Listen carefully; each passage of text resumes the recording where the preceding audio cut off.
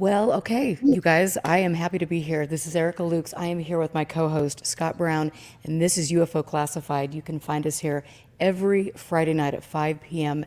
Mountain Time. And each week we are dedicated to finding good guests that are shedding new information on some of these mysteries in the UFO community, in the UFO world. I love being here. I love the new video platform. Get down there and subscribe to the channel. Make sure you're sharing all this information in as many ways as you can. And I want to just thank all of the people that support the show, all my Patreons, and the people who are in chat every week to ask thoughtful and really intelligent questions. This gives me hope to see each and every one of you here paying attention to the show and understanding that there are some things that are very exciting about this subject, but at the same time, there are a lot of landmines. And tonight we're going to talk a little bit about that. And so, Scott, I want to say, first of all, how are you feeling? Everyone wants to know. Feeling much better, recovering. So Good. You look so much better. Definitely don't want to go through it again. So well, let's hope you don't. And I hope that all of you are hanging in there and everything. And it's just, I feel very blessed to have you in my life. You and Mario. I want to just say thanks to Mario, who's always behind the scenes, and he's such a great support. And Michael Huntington, who is in chat, is going to be on the show next week. I'm very excited about that as well. But I'd like you, because you hooked up our guest tonight, and so I want you to introduce him. I want to say I've been completely geeking out all week rewatching all of these interviews about the alien autopsy film, and that was quite the stir. It still is, amazingly enough. And I actually found one of my old magazines here with all of that, and I love it. This is going to be a fun night. So anyway, Scott, here you go.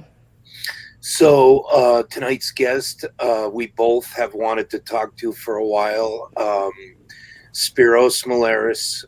He started making films at about the same time that he took up magic. At 6 years old, Spyros was already making short films with standard 8mm cameras that his dad bought him. He eventually bought an editing set and a projector, and soon he discovered the new Super 8mm cine film with sound. He wanted to be an actor. From a very young age, he followed a career in motor vehicle engineering in his father's footsteps. He also worked part-time for the BBC in London in the late 1980s. He realized very soon that for him to make progress in the TV and film business, he could not do that at the BBC. Although Spyros was already making music videos and pop promos on a freelance basis for many leading bands and musicians, his dream was to establish his own TV production facilities house. It was about that time that he met sculptor John Humphreys. They worked together on several frontline TV and feature film special effects. John and Spyros became best friends, and Spyros is godfather to John's twins, Michael and Louise. In early 95, Spyros met Ray Santilli in Cannes, France. It wasn't long before Spyros put together a small team to create the world-famous The Alien Autopsy, and this team included John Humphreys. Spyros owned and ran Waterfall Studios in London's White City, opposite to the BBC, and within 2 years he had transformed the studio into the largest independent television broadcasting facility in the UK. And welcome, Spyros. Great to see you. Thank you very much. Yes, this is going to be so much fun. And I just have to ask you, because I'm a musician and I just kind of want to, I just have to go here. What music videos were you involved with? Oh, many. Did a lot back in, it's a long time ago now, but somebody that you may know today, who's still around today, is Marcella Detroit. You know Marcella Detroit? Wow, yeah. Oh, Shakespeare's sister. Wow. Yeah. I loved Shakespeare's sister. It was when she was only one of the sisters. and she met my friend Lance. Lance is an intrinsic part of the alien autopsy. and he didn't even know it, because he bought a 16mm camera, and he asked me to film on a music production for him. So I went along and I was just his cameraman, and he directed this production. And it was a Bewley camera. For me, the best 16mm camera ever made. And it has it's in lens focusing. Okay, it was very important. So I asked him if I could borrow it. He had no idea what for. He said, "Yeah, sure, take it."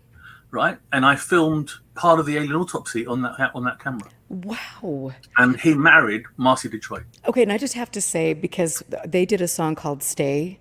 That's right. Beautiful. Yeah. Oh my God. And that was one of my favorite songs. And thank you for reminding me of them again, because it was just, that was, in that time frame, that was a pretty powerful song. Did you know Marcy wrote Lay Down Sally with Eric Clapton? No. Yeah. Wow. 15 years old. Wow. Whoa. She's really a talent. I mean, she's truly a talent. She's a songwriter, she's a musician, and she's got an amazing voice, as you know. So, but she married Lance, and Lance came to my studio. I had a very humble studio at the time, and he came to the studio, and I know that before they came to see me, he'd obviously said to Marcy, "I'm going to ask my friend Spyros if he'll do it for us," right? I don't know if he will. I know that must have happened, right? So they came in to see me, and they said, we want to do a single for Marcy's going to do a single in her own right, and will you do the video? And I said, absolutely, no question, absolutely, I'll do it for you. So they were really happy. They left. Now they went out the front to the car, and I was going home, so I left out the back, and I saw them. So I was they didn't know I could see them, but they were like hugging and so happy that I said yes, and it's just, they're just great people, So Wow. yeah, so that is cool. I know what I'm going to be listening to tonight, actually. Yeah. So thank you. I mean, that are they doing anything still? Oh yeah. they've had a new album recently, and I found my favorite song for now, and it's one of Shakespeare's sisters, and it's called "When You Find Him" or "When You Find Her." And it's all about, you want to find this love of your life, but what will you do when you find her? Do you know what you're going to do? What's the plan? Because everyone has the dream, but no plan, right? It's a great song, and check it out on YouTube. The video is great as well. Okay, cool. Okay, I mean, I'm sorry to not go down the UFO path, but I just have to indulge myself for a second. Have you ever met Kate Bush? A long time ago, when she wasn't Kate Bush, before she was famous. Wow, she was obviously Kate Bush, but there was it was when MacArthur Park came out, and I asked her, why would you leave a cake out in the rain? Right, I'm not a songwriter, but what's that about? Who leaves cakes out in the rain? Well, depends on the day. Today's one of those days. I could be leaving my cake out in the rain. I don't know, but wow, that is so cool. And so you had this wonderful life. You were meeting all of these fabulous people in England, and then you worked for the BBC. And so, how did Doctor Who come into play? Well, Doctor Who wasn't my gig. It was John Humphreys' gig.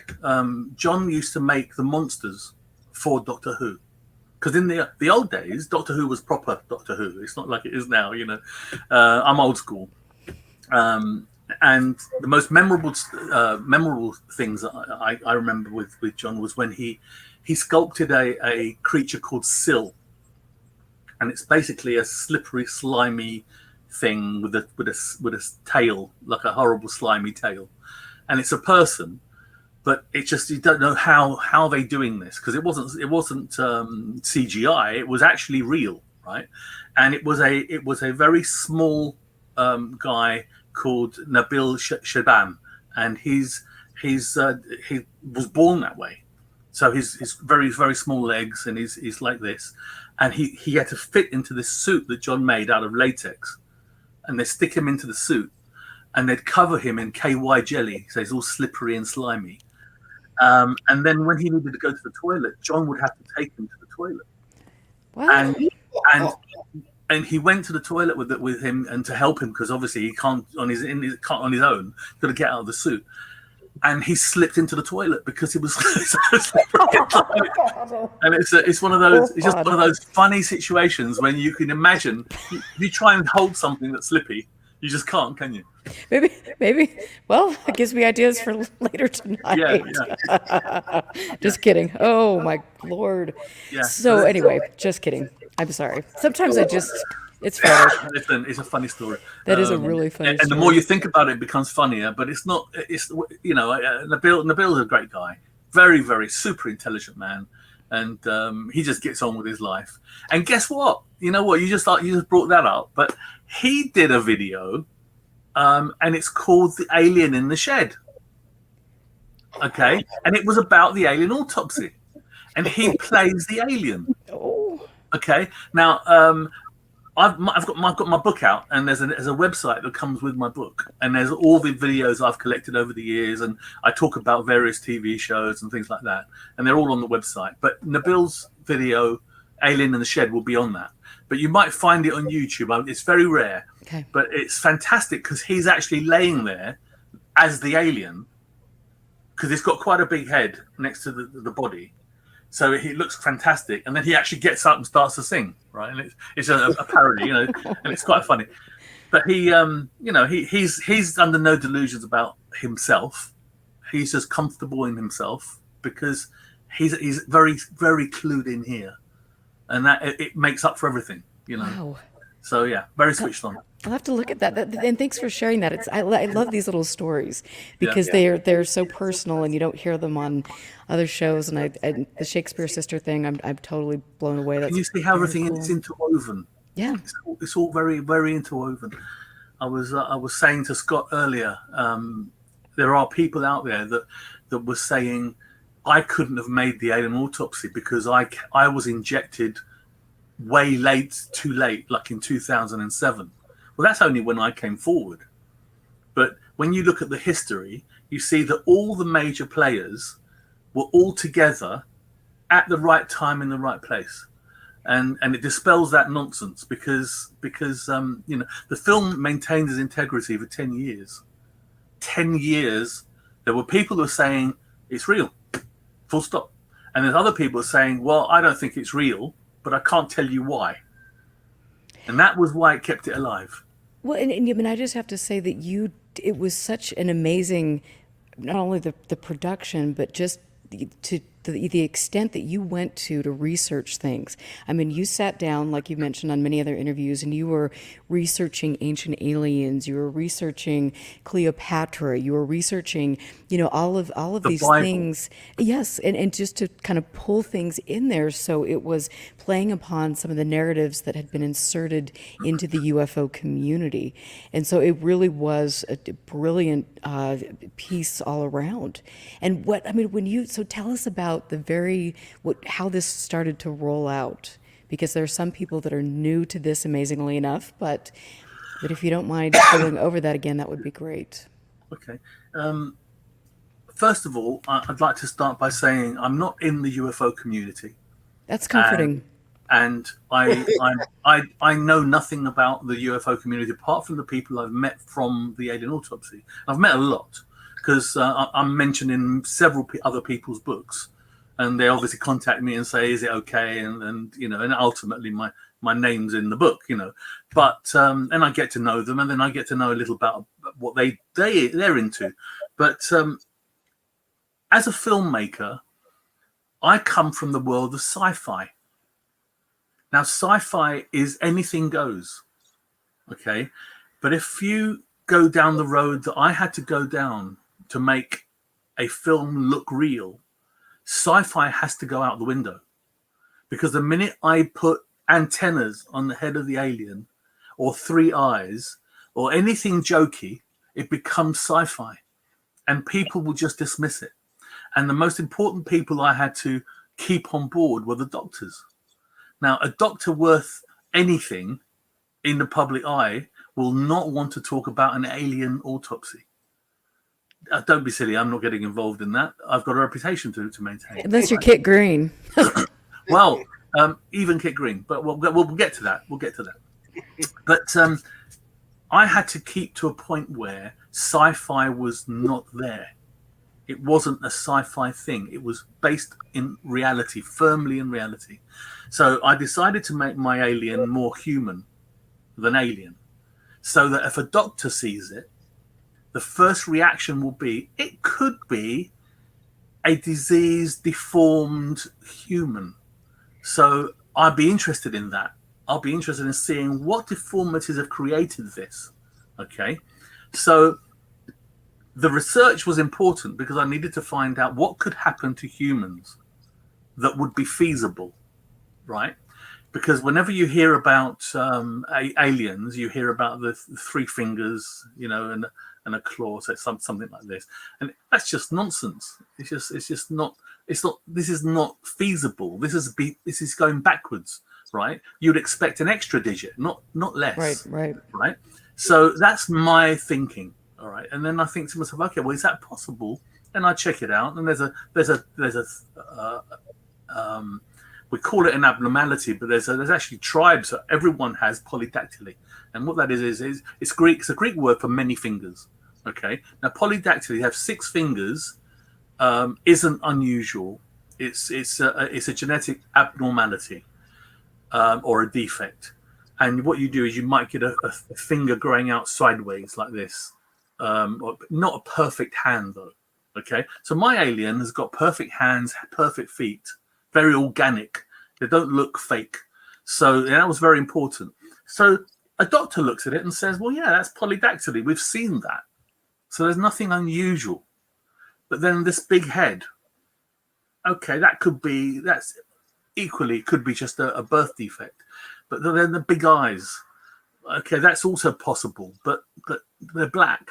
You know, and then so slowly, they're too late now. They're dancing, right? They can't now say, I'm not interested. Don't show me an alien. It's too late. They're now dancing and they have to see it through. And when they finally get to the point where they realize it hasn't got a belly button, it hasn't got a navel, and it's like, oh, that can't be. And then they cut it open and there's nothing inside that looks like it's a human. And at this point, the shoulders drop and they always say, don't know what it is. Haven't got a clue what it is. It's not human. It might be a special effect. But if we cover our bases, so the special effects departments around the world can't make it. If they say this can't be a special effect, then the doctors have got to say, well, I don't know what it is. If it's not a special effect and it's not a human, what is it? Right, and everyone knows. Everyone's saying it's an alien. It's an alien, right? But no one will say it in a professional capacity because that's absurd. So that's where I needed to be. I needed to get to a point where it was not possible to be a special effect, and it wasn't human. And the only thing that you can do to achieve that is to date it 1947. Because if you date it 1947. The special effects wasn't available then. So how do you date it to 1947? That's the trick. Because the minute you get Kodak and experts saying, yep, the film is a 1947 film, shot in 1947, developed in 1947, then where have you got to go there? Now you've got nowhere to go. And you've seen the various interviews on the Fox specials and, you know, with the doctors and the pathologists and special effects people. Stan Winston, who did Jurassic Park, said it's not a special effect and they couldn't do it because the stuff that's in it to be done in 1947 means that there should be other films around from 1947 that have the same level of expertise. So, but if you look at Hammer House of Horror, for example, in the UK, it's a big brand. They did horror films, and you know, in the 60s, they were really naff. You know, blood spurting out, and it was all very, you know, it wasn't realistic at all. But that's what they had. That's all they had. So this was very subtle. Nothing squirting, nothing spurting, nothing. It was just, you know, when we first sat down, John and I first sat down to design the creature, We were in a little coffee shop. It's like a little restaurant called Fabrizi's. And it's in my book, and I call it the birthplace of the alien autopsy, because that was the very first time I sketched the alien. And that sketch is what John took away and then worked from that. And we spoke about the features we needed this alien to have. Okay. And we had a problem because the UFO community, which I've got to tread very carefully, because I don't like to diss anyone. I don't want to say anything bad about anyone, but they're very gullible, a lot of them. And if you show them an alien, it's kind of, yeah, why not? Okay. And because of that, I had eyewitnesses to deal with who said they'd seen an alien. Okay. And they're on record from Roswell and from all this. And we wanted to base this as a Roswell issue. So I spoke to a lot of people, listened to them. I didn't buy it. I just didn't buy their description of the alien. Okay. And I thought, well, how am I going to go against eyewitnesses? Because I want to create something that stands the test of time, something that people will say, this is real. It's not jokey. It's not. I speak about, again, in my book, I speak about a lot of things that don't age well, okay, and things that do age well. For example, the spoon, right? A teaspoon. It's exactly the same from the 40s up to date. It's exactly the same. No need to change it. No need to fix it. It's a great spoon, right? It works. And that's aged really well, okay? And when we were talking about flying cars in the year 2000, okay, we were in fact reinventing the wheel, weren't we? We were saying we don't need a wheel. We're going to fly. And we're not flying, are we? We're not flying, because the wheel is actually the most perfect thing we have. It's perfect, right? Everything that the wheel has got involved in has been successful. Think about that. Every single thing, right? If it's gears and a clock, if it's wheels on a car or a train, if it's whatever it is, it's been the most amazing invention, right? And it was naturally invented. It was there, a pebble rolling down a hill. It's already there in nature, right? And it can't be made better, right? The wheel is the wheel, and that's always going to last. And we've still got cars driving around with wheels, okay? So the reason I'm telling you this is because when you invent an alien, if you create something that doesn't stand the test of time, it becomes dated. And we're talking about something from the future. There's your dilemma. Right? You're now looking into the future, inventing an alien that's going to date before the future that it's supposed to come from. Right? So you're now in a problem, a real problem. It's a dilemma. So I thought to myself, well, I want this to not age, and I want it to be real, and I want it to have a feeling of an eerie feeling about it. This is a dead thing. It's not rubber. It's dead. Right? That means it was alive. I need you to feel that and believe it. Otherwise, it's rubber. And the minute you go into that mode of it's rubber, it's dead. It's finished now. That's it's all over. So, do you remember? I don't know what you've got in America, but we had a TV show in England called Lost in Space. Yes. Did you have it? Mm-hmm. Oh, yeah. Okay. Okay. If you now look at Lost in Space, okay, you will see them wearing suits that look like they were made in the 60s. Mm-hmm. Okay? They just look like the 60s because they've dated badly, right?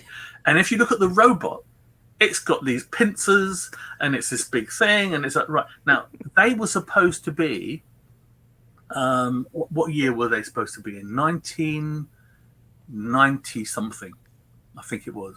All right. So. Now, if you look at Asimo, the robot, that was in 1990, about the right time for the era they were trying to create. It's very human. It's got 5 fingers and they work, and it's got a head and it talks and it moves, and it's human, right? And the latest robots that you'll find now are so realistic. They're unbelievable, right? Mm-hmm. So they got it so wrong. and it dated so badly because they were working in sci-fi. Okay, so that mindset needed to be started right at the beginning. We mustn't go sci-fi. As soon as sci-fi raises its head, I have to stop and rethink it.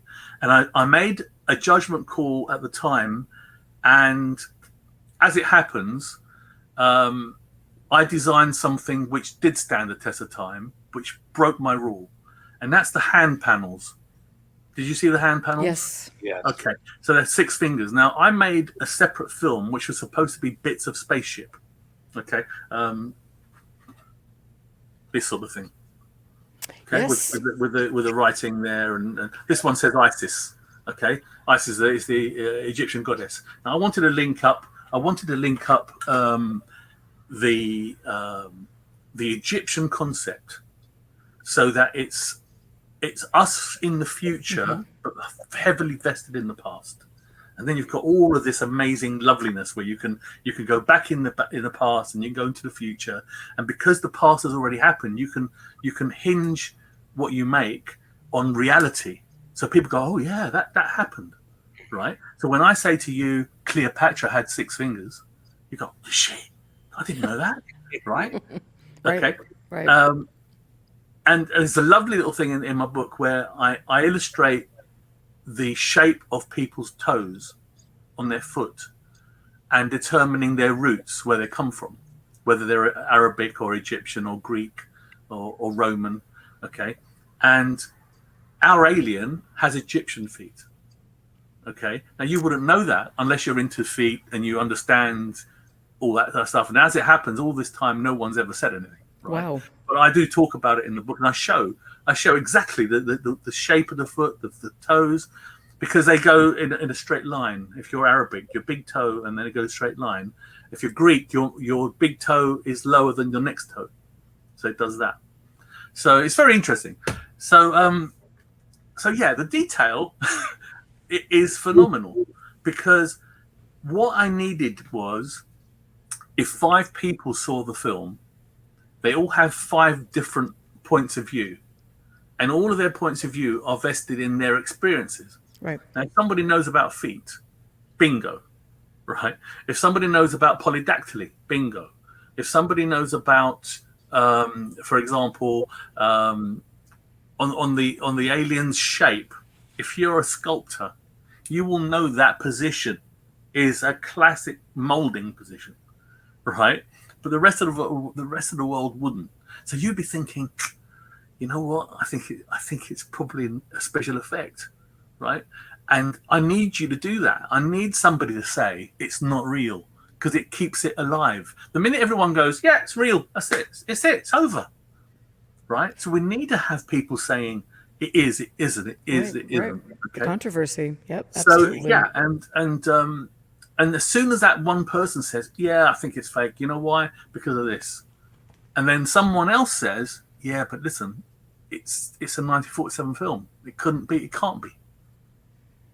Oh yeah, right? And you've got this ongoing thing where you're educating the person who actually was right, and you're pulling them back to be wrong so that you can be right. So, wow, yeah. That's wild. And that honestly, and that just highlights what is happening in the UFO culture. I mean, Well, for decades. I've seen it all. First time that I spoke was in Pontefract, which is in northern England, and my friend Philip Mantle invited me to speak when he first met me, because he was investigating this forever, and he was determined to find the root of it. And I don't know if you know Philip; he's a wonderful guy, and I just have to say that he donated his archive to Dave Marley, oh, great, okay, which is so just have to throw that in there. It's awesome. okay. When he met me, he finally found the missing part of the jigsaw he was looking for. So he said, "Would you please come and talk at this event?" So I did something a bit stupid, really. It was a little bit stupid. You'll find this funny. I wanted to start it with I wanted to show everyone in the audience how gullible they are. okay, before I then go into the next thing, because they're going to say, no, we're not, you know, if I want to prove that you are gullible. Now we've established you're gullible. Now let's move on to the next thing, right? And I thought, you know what, most audiences would find that amusing, okay? But what I didn't think ahead was I gave everyone 2 stones, okay? So I went and bought a big bag of stones, and I put 2 stones in an envelope underneath everyone's seat, okay?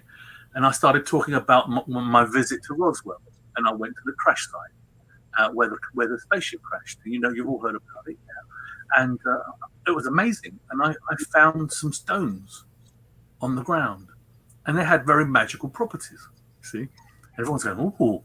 And I've brought some back. And if you look under your seat, I've given you all a couple of stones from the Roswell crash site. Oh, how exciting is this, right? They open up the bags, they take out the stones, and I say, now what they have magical properties. And I don't know how this happens because they're stones, right? But if you were to push them together like this, please do it. And they all did it, right? And I said, to push them together like this, you'll feel that they start to magnetize and you won't be able to pull them apart. You see, and the more you try, the harder it gets. And of course, they couldn't pull them apart. And they were struggling, and everyone's, oh my God, oh, this is amazing. And I said, okay, now, but when you just relax, and now just pull them apart, and they'll come apart. You see, isn't that amazing? And they'll, oh, yeah. I said, well, I hate to break it to you, but I bought those stones today from a builder's merchants down the road. Oh God, that's so awkward. Okay. Now, bear in mind, I've given them all ammunition, haven't I? They've all got stones, right? Good point. Wow, duck and cover. It would have been a terrible ending. But the point I was making was, if the story is good enough, you're going to go with it because you want to. Right. You want to invest in something that's magical, something that's unusual. That's why we're there. You know, we're human beings, right? So we all look at, you know, what is it? You might love to see a violinist. That might be the magic for you, right? And just get carried away with it.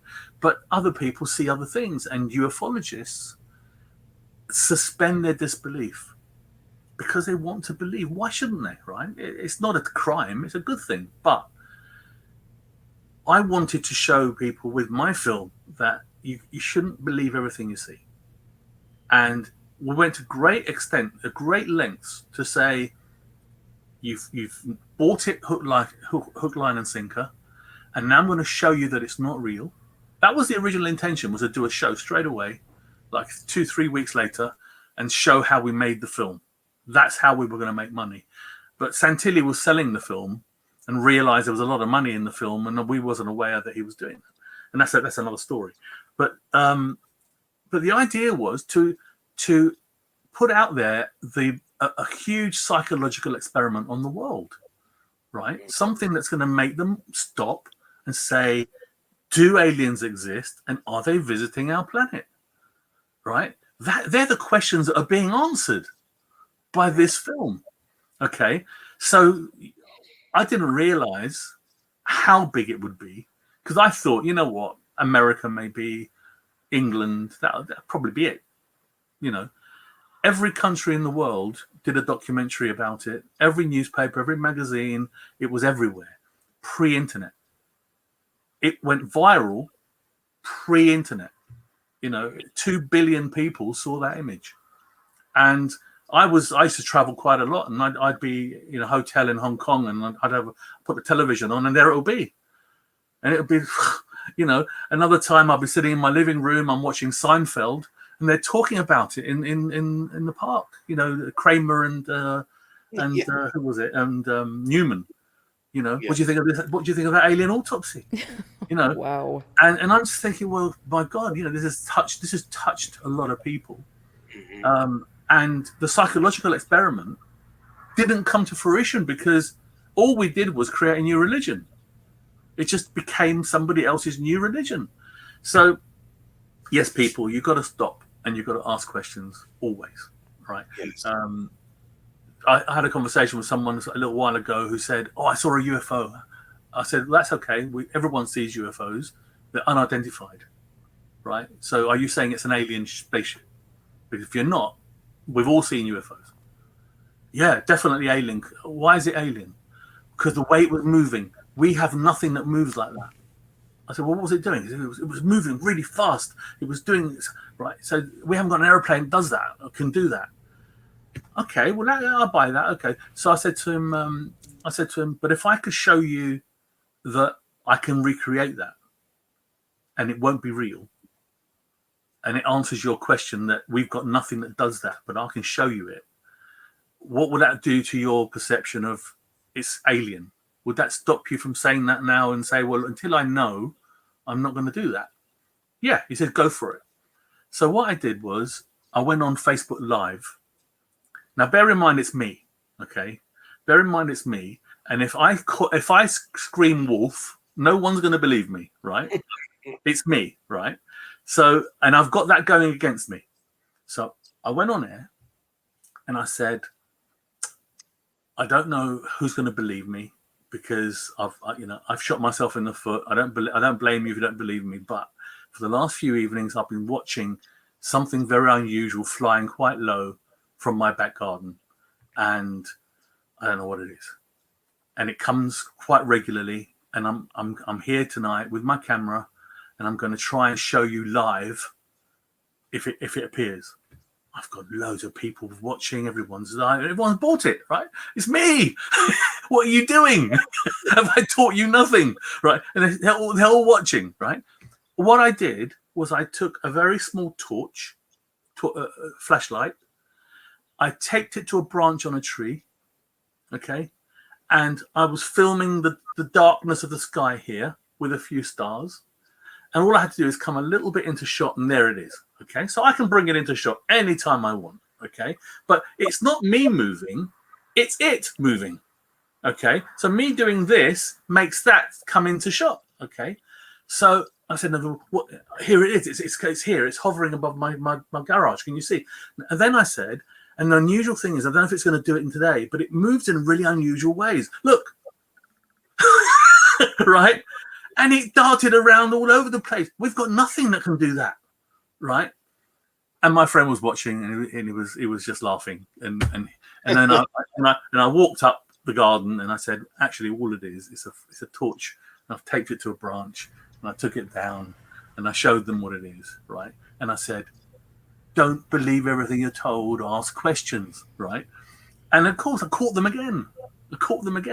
So everything, I've been asked to do a TV show several times, which is just analyzing things that people see and then recreating them, showing how it could be done. And that would be quite a good show. But you know what that does? It makes me this guy who poo-poos everything. Well, I think it's too late for that. Well, yeah, but I'm not actually the guy. I'm not that guy that poo-poos everything. No, I'm kidding. Yeah, I know. I know you're joking, but it was a case of, if you keep saying, no, it's not real. Right. No, it's fake. You become this negative person. And I'm not. I would love to meet an alien. I would love to. I don't know if they exist. I've never met one myself. I'd like to think they exist, right? So I'm open-minded. Now, you know what? One day they might come and lynch me for doing something to one of their friends. But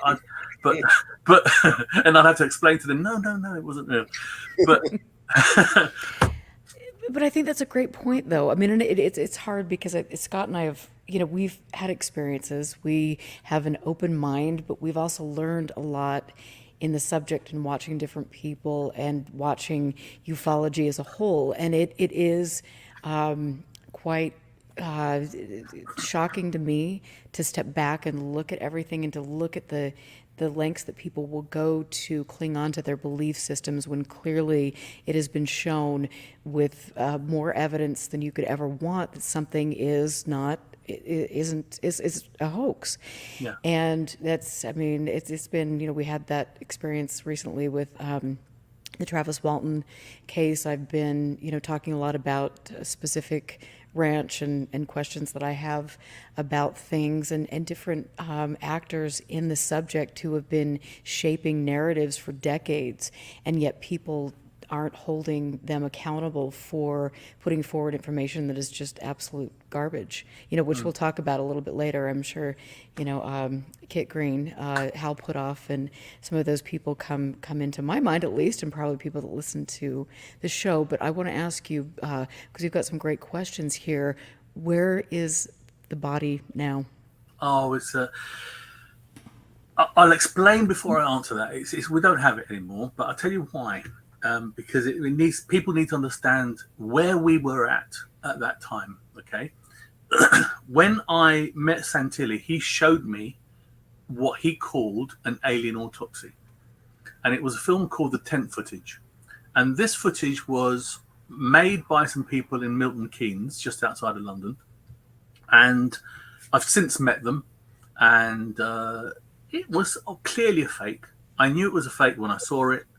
And I said to Santilli, it's not real. And he said, oh, no, it's definitely real. And I bought it from a guy in America. And I said, right, it's shot on VHS. Minimum of VHS. It might be U-matic, low band U-matic, but it's video. How can you tell? It's my job to tell. I can see dropouts. I see things that come from a camera head, not, So I'm telling you, I know this is not real. Okay. So if you're going to try and sell this to anyone as real, it'll get caught very, very quickly, because there's nothing there. There's nothing there that you can say, well, this bit is interesting. So I left his office thinking what a waste of time that was, because I was actually going to see an alien. I went there to see an alien autopsy, and I came away thinking he's wasted my time. And I tried to, because I'm a psychologist, okay? I don't just, you can say something to me and it'll resonate with me 2 weeks later. And I'll say, oh, that just fell in place. It just sat there. Something you might say that's a little bit odd, and it'll just click later. And there were things that he did that didn't sit well with me. And I couldn't put my finger on it at the time, but it's something that wasn't quite right. I got into the car and I phoned John Humphreys. And I said, John, you should have seen this thing. It was terrible. And I said, we could have made it with our feet. And he said, why don't we? And that's when it happened. It's like the penny dropped. So I called Ray back and I said, Ray, look, I can make this for you properly, but I'd want to do it as a team for us. And I want to give it to people free and let them tell us what it is. Okay, and let them make a TV show for free, and they can then investigate it and tell us what it is.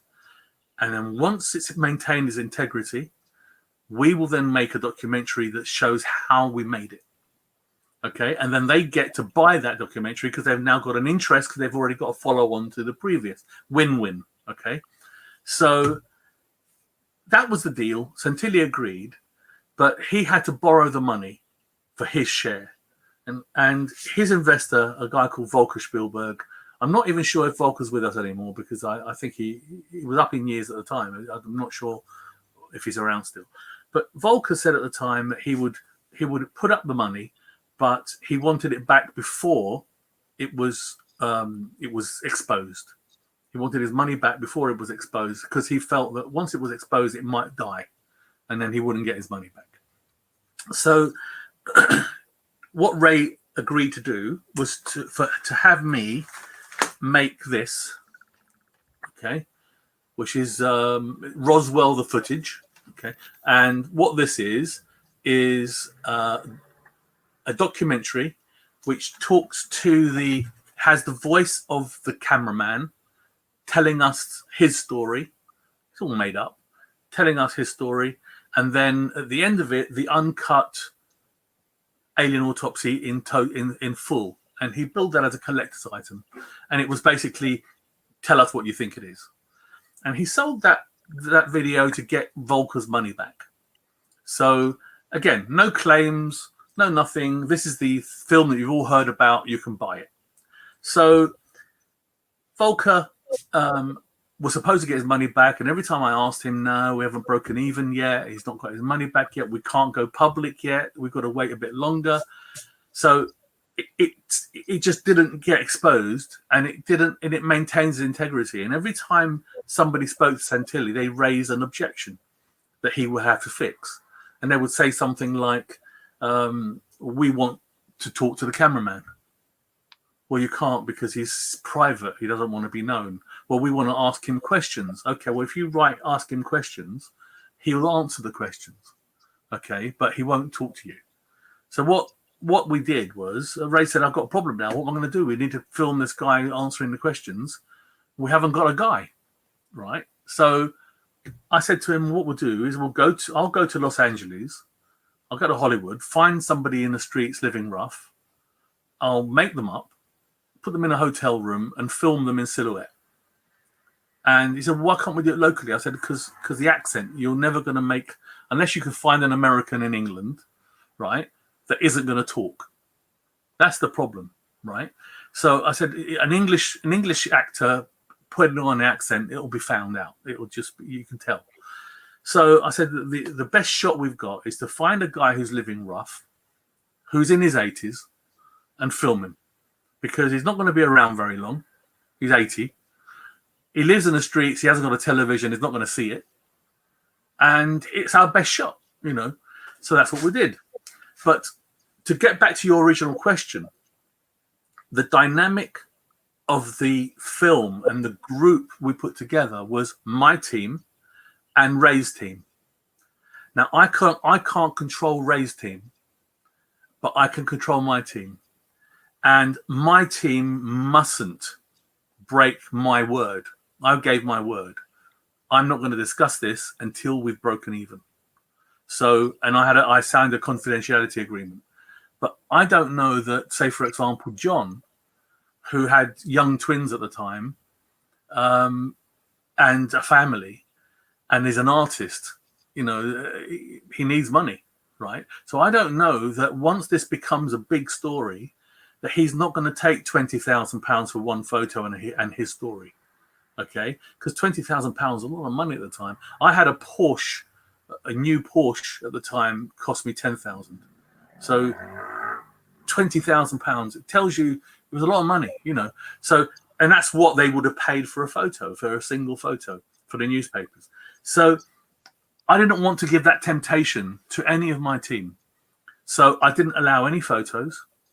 And I'll tell you about that in a minute, but I didn't think I had any photos.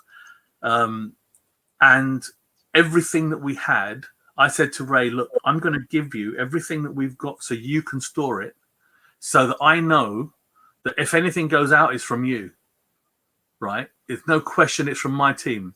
And then you can't hold me responsible, because anyone can leak a story and then he can be pointing the finger at me and saying, you're the one that's cost us the money now. Right, so everything was given to Ray, or it was destroyed. So because the Ray's got the mold, the body is not important, because, you know, once we filled the body with animal guts and blood and all sorts and cut it open, it wasn't very stable. It was very floppy and smelly. It wouldn't be long before it becomes something very stagnant, horrible. So it had to be put away and thrown away anyway. So we cut it to little pieces so that you couldn't see the 6 fingers on one hand. Nobody's going to open a dustbin and see a hand or whatever. So everything was cut, so it was unrecognizable, put into black bags, and everyone got a black bag, and we took it around different dustbins in London and just dumped them. Well, that's very mysterious. That's how we got rid of a body. Wow. And that, I mean, and then I have to ask you about the fact that when you were filming this, you guys went home for the evening, and somebody broke in and saw this body. So tell us that story, because I heard that and I just thought what happened was we filmed it, and we had a lot of problems when we filmed it, because Greg Simmons, who was my business partner at the time in another business, not in the studio, he was going to be the assistant to the pathologist, and so we made the suit for him, but he had asthma, and we didn't. I didn't think for a second they wouldn't be able to breathe in the suits, because it slipped my mind that the material that I bought was rubberized. It had a sparkle to it, and that's why I liked it. It looked like it was metallized, and it had a sparkle, and it was rubberized, so the air wasn't going to go through. So the only air in the suit was the bits in between the baggy bits, right? So what they would do is they'd put the suit on, one deep breath, boom, and we start filming. And they hold their breath for as long as possible, gently let it out, and now they're going to start breathing whatever's in the suit. Okay, and that took us around 3 minutes. That was the kind of time that they had. At the 3-minute mark, there were goldfish out of water. It was very funny for me because I was watching them, and I was trying not to laugh, because if I laughed, they were all going to stop, right? So I'm saying, come guys, just a bit longer. John, point at the eyes and say something. Look at the guy, and I direct them, tell them what they're doing. And meanwhile, they come on, man, I can't breathe. Come on, just a bit longer, just a bit longer. This is going on the whole time. Now, Greg was not very happy at all, and I had to cut holes in his helmet at the top. So I actually put slices of little holes in his helmet so that he can get a bit more air in. And there are scenes where you can actually see, now that I've told you that, you can look at the film and you'll see their helmets going up and down as they breathe. Okay. Now that tells you that they're not pressurized. They're useless as protection because the outside air is going in. You know, interesting. Yeah. So we finished the evening shoot, and as far as we were concerned, that was the only one we were going to do, because film's expensive and making the bodies expensive. Although we had the mold and all the rest of it, just the bare materials rolled into quite a lot of money. So it was a difference between doing it again, several £1,000s. So it wasn't like a cheap thing to do again. So we shot it. I was very pleased with it.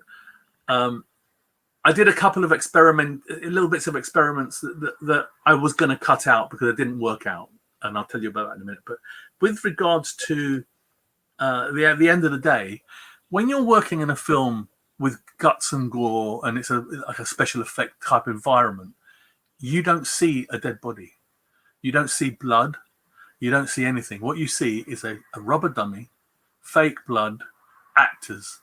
That's what you see. Okay, and you're there the whole time. You become anesthetized to it. It's like men that work in porn, right? They don't see women. They're these people that are there. They're not naked women, you know. And it's very much the same thing. So you're not seeing the blood and gore. We finished the film, and it was late. And I said to the guys, "Look, let's just go home, get some sleep, and tomorrow we'll come and clean everything up." So everyone left. And as I was leaving the room, I stopped before I switched the light off, and I looked back at the set, and I saw a dead body. And I got a shiver up my spine, and wow, right? And I hadn't seen that all day. I hadn't seen that bare horribleness because I was too in it, you know. When I stood back and just looked around, I really got shocked, right? So. And I'll always remember that day, that moment. Anyway, we left. The house that we were working in, it was derelict. It was being renovated. So as we went downstairs for safety, we always switched the mains off at the bottom under the stairs. So all the electric was off. So we left, closed the door, and came back the next day. Now, when we came back the next day, my girlfriend that was working with us at the time doing a lot of research went straight to the library. And I don't know why she was in a panic to do that, but she said, I think I've made a mistake. And she went back to the medical library straight from the morning. And I went back to the house with John, and the door was kicked in. It was just open, and it was broken on the latch. And I thought, oh no, someone's broken in. Right? So we gingerly went in, had a look around. The electric was still off. So whoever it was must have had a torch. So they've broken in, they've gone in with their torch, they've worked their way round to the house, and they've gone into the room, and they've shone the light across a dark room, and they've seen the body I saw when I left. Can you imagine how that person must have felt, right? They don't know what they're seeing. They're seeing a dead body, right? It's cut open. It was the most gruesome thing you've ever seen. Now, and in color, obviously, it was very, very hard on the eyes, right? In black and white, you're not seeing the blood, you're not seeing, but it was very gory. So the torch must have hit the body. At this point, they just got to get out of there, right? So boom, they've gone. So I said to John, he said, "What we're going to do?" I said, "You know what? We can't do anything. We've got to wait because in a minute we're going to see the police. The person, whoever broke in, is calling the police and saying they saw a dead body, right?" Yes. So if they come and we've cleaned it all up, and they just come and find a load of blood, we're going to put us in prison, and they're going to wait and discuss it later with the judge, right? Right. So where's the body? Explain it. You can't explain it. Oh no, it was a film. So it was a situation of leave it where it is. They'll see it. Game's up, because once a policeman comes in and sees it, it's all over. It's finished, right? And we waited, and then my girlfriend came back, and she said, "We've got to film it again." I said, "What do you mean we've got to film it again?" She said, "I made a big mistake." She said, "We've got to film it again." "Why? What's wrong with it?" She said, "Why haven't you cleaned it up?" I said, "Because we had a break-in last night." She goes, "Oh no, what have they taken?" I said, "Nothing, they haven't taken anything." So what are you doing? I said, "I'm waiting for the police." And she said, and she just went like this, right? "Really? Genius." Right. Einstein. She said, "Really, you're waiting for the police? Was it a burglar that broke in?" And I said, "I don't know, maybe." She said, "Well, probably, right? Yeah." And she says, "So what's the conversation?" "Hello, Mr. Policeman. I'm a burglar. I broke into this house, and then I found a dead body, and it wasn't me, honestly." He says, "No one's coming." She said, "Nobody's going to police," right? And I thought, she's right. She's absolutely right. No one turned up, right? So to this day, someone's walking around who witnessed this, and they won't necessarily know it's the alien autopsy. And you're not responsible for paying for their therapy. That's Well, I brilliant. don't know who they are. Don't know who they are. Wow. I'll tell you what, I'll pay for their therapy if they pay for the door. You know? Seems like a reasonable thing. Yeah. So we did it wrong, because we did it as if it was a pathologist doing an autopsy. And the only person that had top clearance at Roswell in 1947 to do an autopsy on an alien was a guy called Dr. Bronk. And Dr. Bronk was a surgeon. And what she said, she said, "We've got to do it again because we've done it as a pathologist. And anyone who knows who was there will tell us immediately." Any doctor will say, "This is a pathologist. There was no pathologist with top clearance. This is fake." Right? Dr. Bronk would have done it because he's the only one with the clearance. So all of a sudden it's like, oh no. Right? So what's the difference? You know, it says, well, one guy doesn't care because the body's dead. And the techniques are a lot shoddier and the actions are a lot quicker than the other guy who is trained to make nice cuts so they don't scar and they heal better, and they're not going to make damage to the patient because it's not dead, right? And bad habits and good habits die hard, right? A surgeon does it differently. So, and if you look at, I'm very proud of this, because if you look at every interview that's ever happened with a pathologist, they always say, "This is not a pathologist, it's a doctor." Right? They can tell immediately. Wow. It's not a pathologist, it's a doctor. So Cyril Wecht, who was on the Fox program, said that. Milroy, who's a Queen's pathologist, he said, in England, he said it's not a pathologist, it's a doctor. No, you know, and the interviewers said to them, "Well, you know, it could be an actor." No, it's a doctor. They've done quite a few autopsies, right? And the reason they said that was because John Humphreys is a classically trained sculptor, and part of that training is anatomy.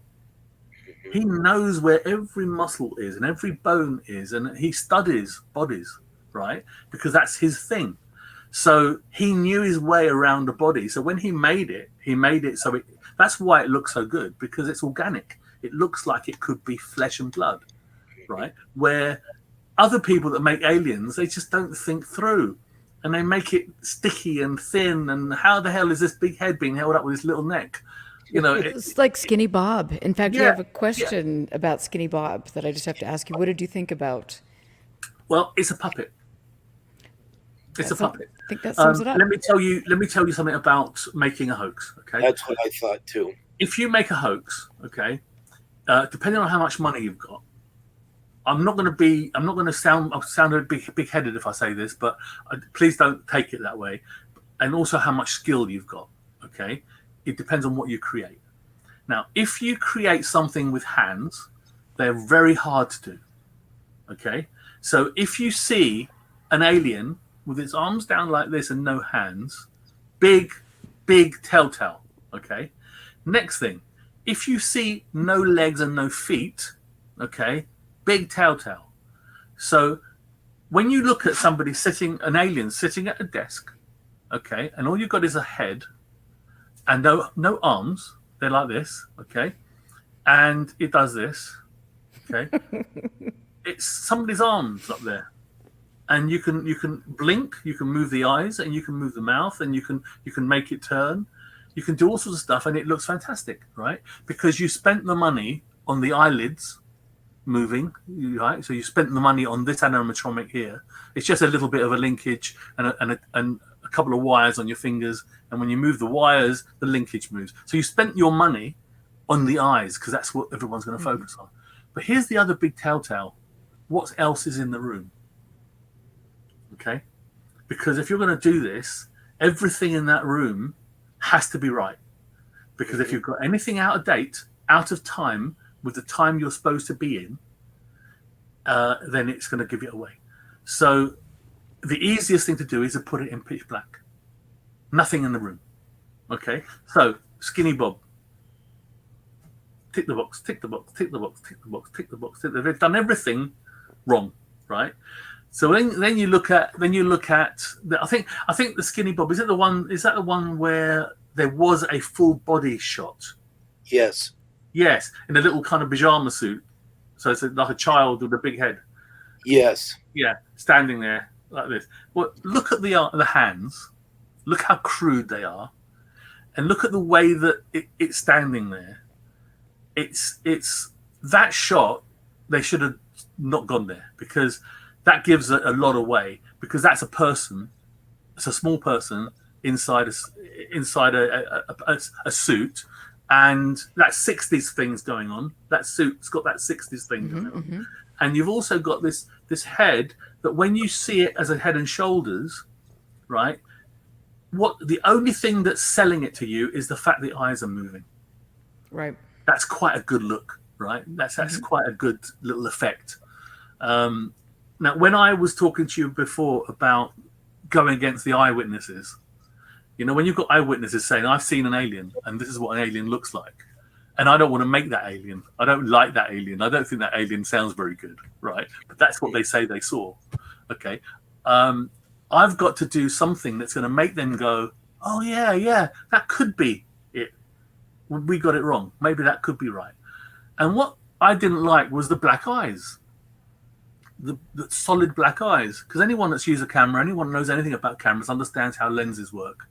And how our own eyes work. Okay, they're a lens, and if you have just one pupil, right, you don't have an iris. So how is it working? You could argue, I don't know, it's an alien, but that's a cop out, because with my alien you can ask questions and get answers. Nobody says to you, I don't know, it's an alien. There's answers, right? So I didn't like the eyes. I couldn't give you an answer. Then if I can't explain it to you, I don't buy it. So I said, John, you know what? The easiest thing in the world, right? They're traveling at great distance. They're going past very, very strong sunlight, and they don't have, their ears are low set, so they don't have sunglasses. They've evolved a little bit. They've got lenses, right? So if we just put lenses in, we take the lens out. Now we can see an eye. Okay, it'll be a great effect. It's really cheap to do. And then all the eyewitnesses will say, oh, they've not got black eyes like we said. They're lenses. They've got real eyes, right? I get away with it because I can't keep telling them they're wrong, right? Because they know what I'm telling them. It wasn't 3 fingers and a claw; it's 6 fingers. Now, there's no mention of an alien with 6 fingers and 6 toes before 1995 anywhere.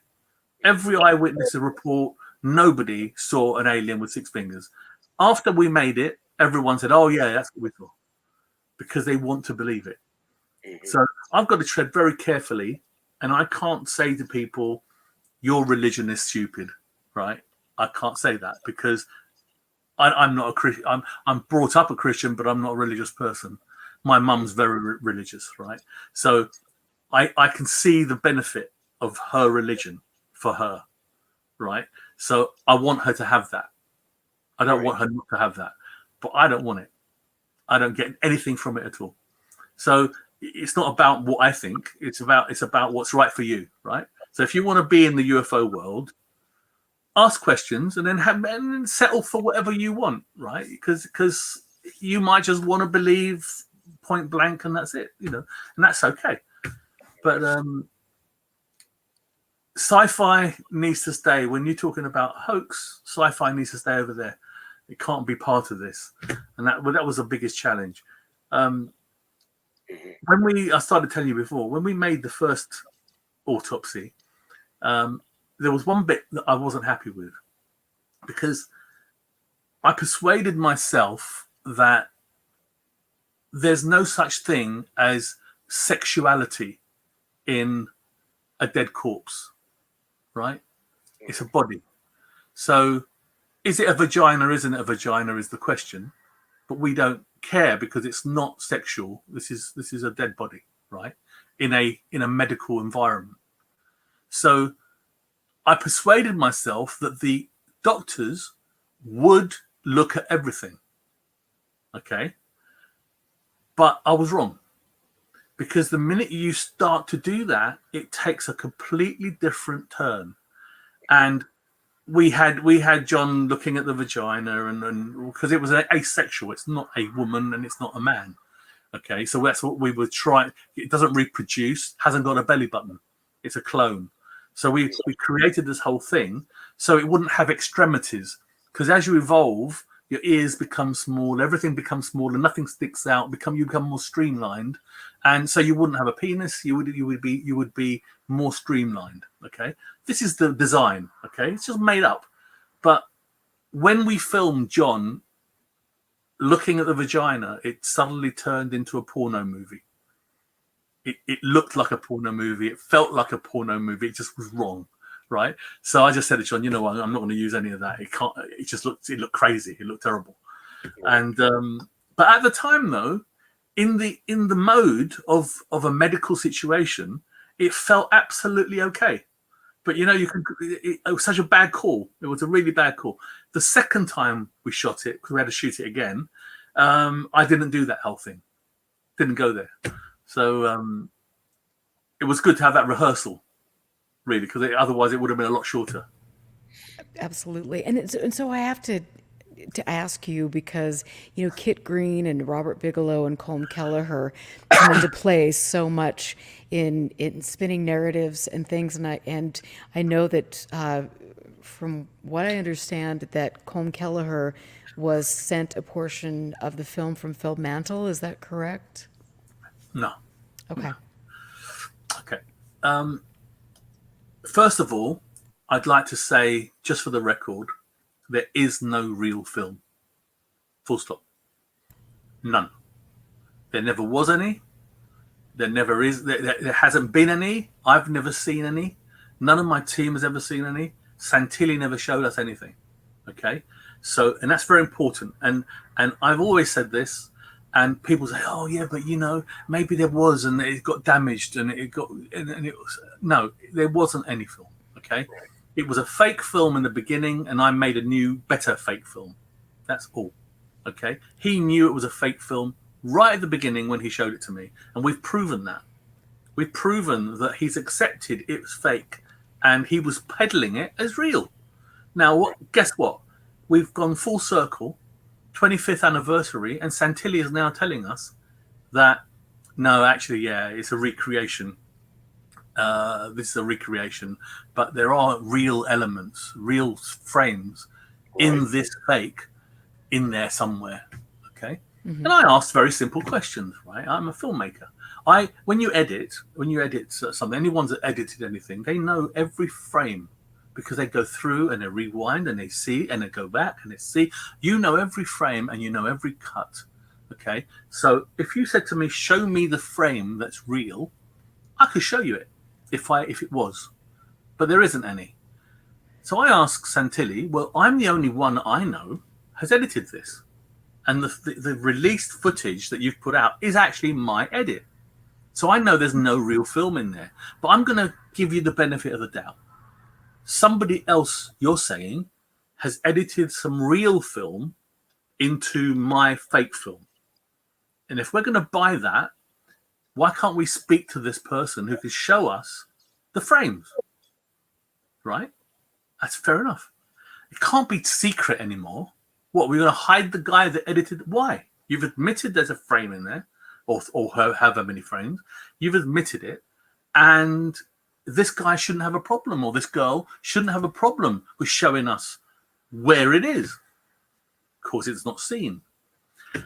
I've done a number of interviews over the last 20 years, after the last 15 years. And I've said a lot of stuff. And one of the things that I've said is, if you want to know why this film is fake, I can show you what to look for. I can show you the bits that are wrong, right? And I can show you that it's not real because of this, and this. The only reason I've got away with it is because I'm sneakier than you. That's all. Right? If I show you what I did, you'll go, oh, God, it's right. It was right in front of my eyes. Okay? I'll show you something, okay, which is one of those things, okay? This is a Bunsen burner, okay? We've all seen these at school, right? Gas goes through the thing there like that, and this twist and lets the air in, you light it, and we've all seen them at school, okay? But this is the Bunsen burner that's in the Alien Autopsy. And what you can see from this, it's got a triangular base. You see? Now, first of all, Scott, I want to apologize to you because I didn't mean to be rude before the show. I asked you, how much do you know about the story? How technical you are? How much you understand? I've since realized you're pretty clued in. All right. So I didn't want to insult you. And you know, I can see you know your stuff. When you told me, when you looked at the Photoshop and I know who you are, right? I know your brain, okay? Yeah. So I know you know your way around the internet, and I would like you to find me one of these, okay? You have Google, you have you've got Yahoo, you've got libraries, you've got manufacturers' catalogs. This is only a Bunsen burner, right? No, it's not. It's not just a Bunsen burner. This Bunsen burner was made between the 60s and 70s in the UK. And it was only available at schools. Not in hospitals, only in schools. Okay? So what is a 60s Bunsen burner doing in a 1947 film? Okay? Now, I'm going to tell you, this is so rare, and I'm going to put it right out there now, that you won't find one. Right? And if you find one, it'll be one. And it'll be very obscure. It'll be some very obscure play. But here's one, right? And I don't think you're going to see it again. If you look in the Alien Autopsy, you will see this Bunsen burner sitting on a table in the back. It's there all the time. Okay?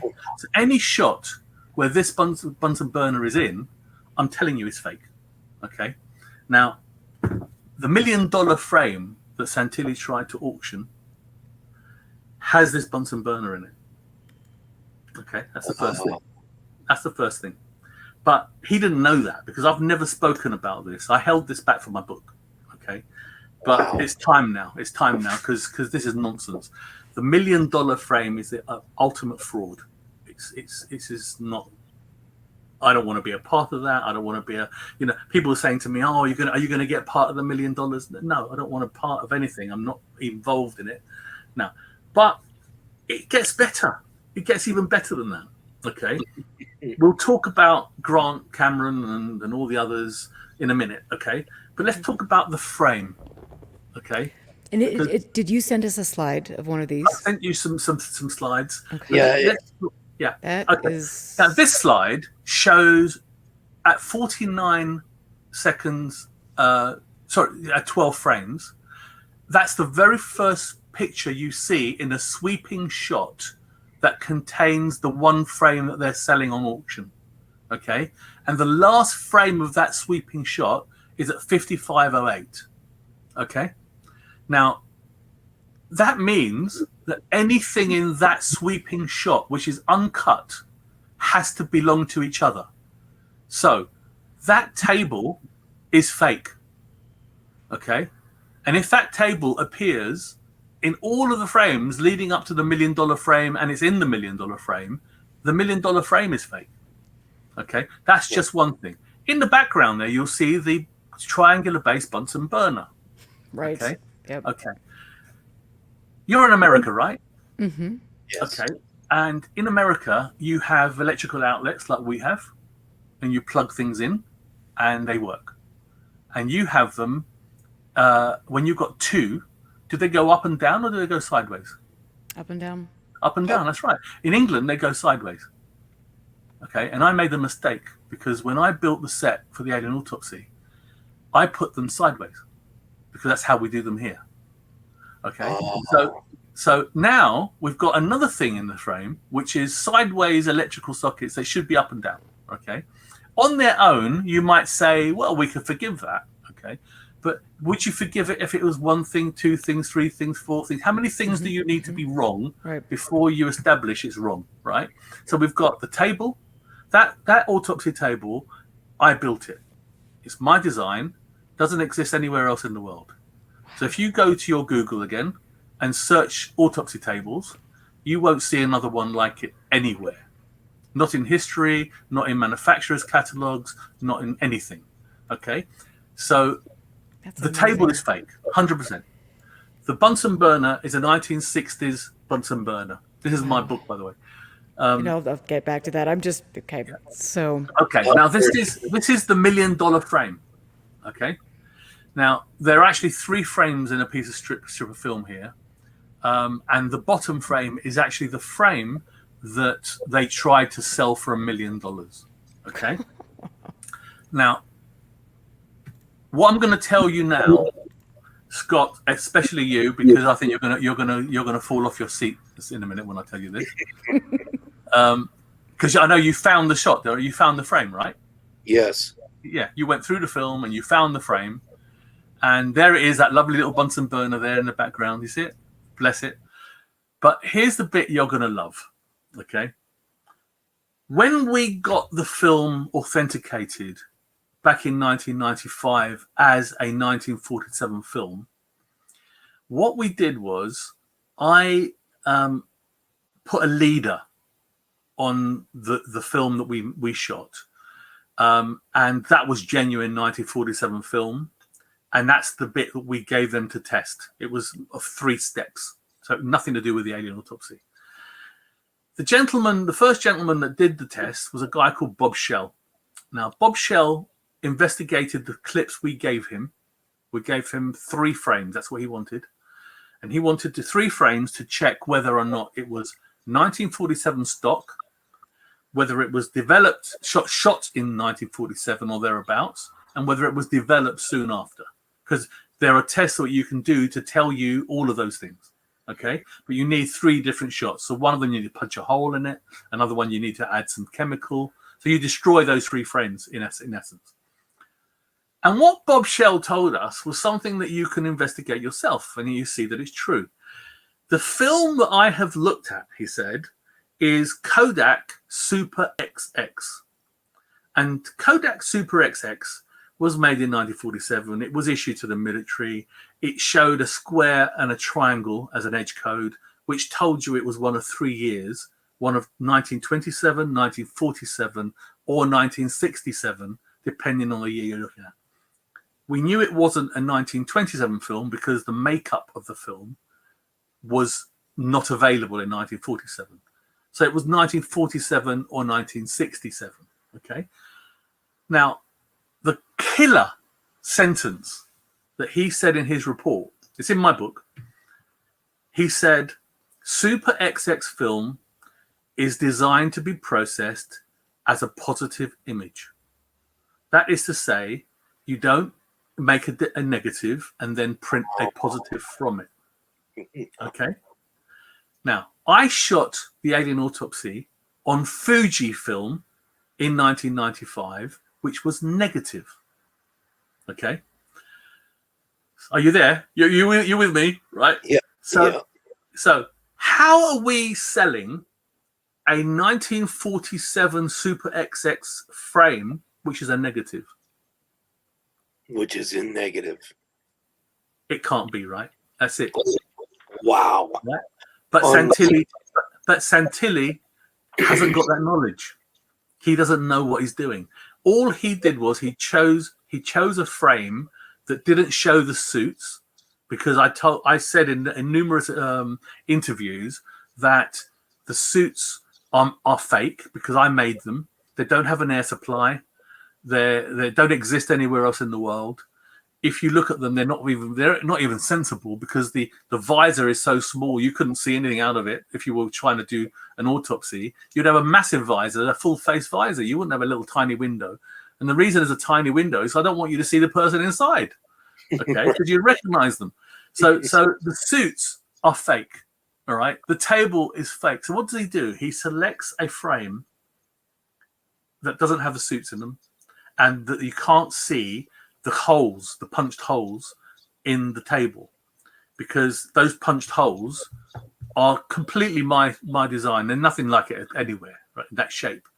And that's why I showed you that frame. The first frame shows the holes, okay? And it swings right round to the shot that he's saying is real. Also, in that whole sweeping shot, you see the sideways electrical socket. You see the clock, which is set to 10 past 10. Okay. Now, I'm a watch collector and I know these things. Most people don't. But now that I've told you, look at any advert in any magazine and you will see every clock and watch that you see is at 10 past 10. Okay. This is a little Easter egg I threw in there just to put the cat amongst the pigeons for some people. You know, nobody saw it. Nobody saw a lot of the stuff that I laid in there. But now you know, you can have a look and you'll see, right? Just pick up a Cosmopolitan, a Motor magazine or whatever. Just look at the watch advert and you will see 10 past 10. Because it's a smiley face, okay? The arms make it look a smiley face. It's a welcoming image, okay? Also, the logo appears under the 12. So they don't want the hands obstructing the logo. So they all set at 10 past 10. It's just a comfortable place to put the arms. That's where I started shooting, okay? A little bit before, so it would come into just 10 past 10. So with all these things, right, it's a fake frame, okay? There's no question about that. Unbelievable. We can move on to the email exchange with Kit Green. And what we'll Erica, I'll just answer now to talk about the story with Kit Green and, yes, thank you. That nonsense and the CIA. And you know, I said to Scott earlier, this is the gift that just keeps giving. You know, every year there's a new story. You know, so okay, the CIA were involved apparently. No, they weren't. Okay, absolutely not. Okay, all the email chain. It's in my book in total. Now, my very good friend Chant Hannah, who is an investigative reporter, and she's very interested in the UFO subject, and she got her teeth into this whole thing.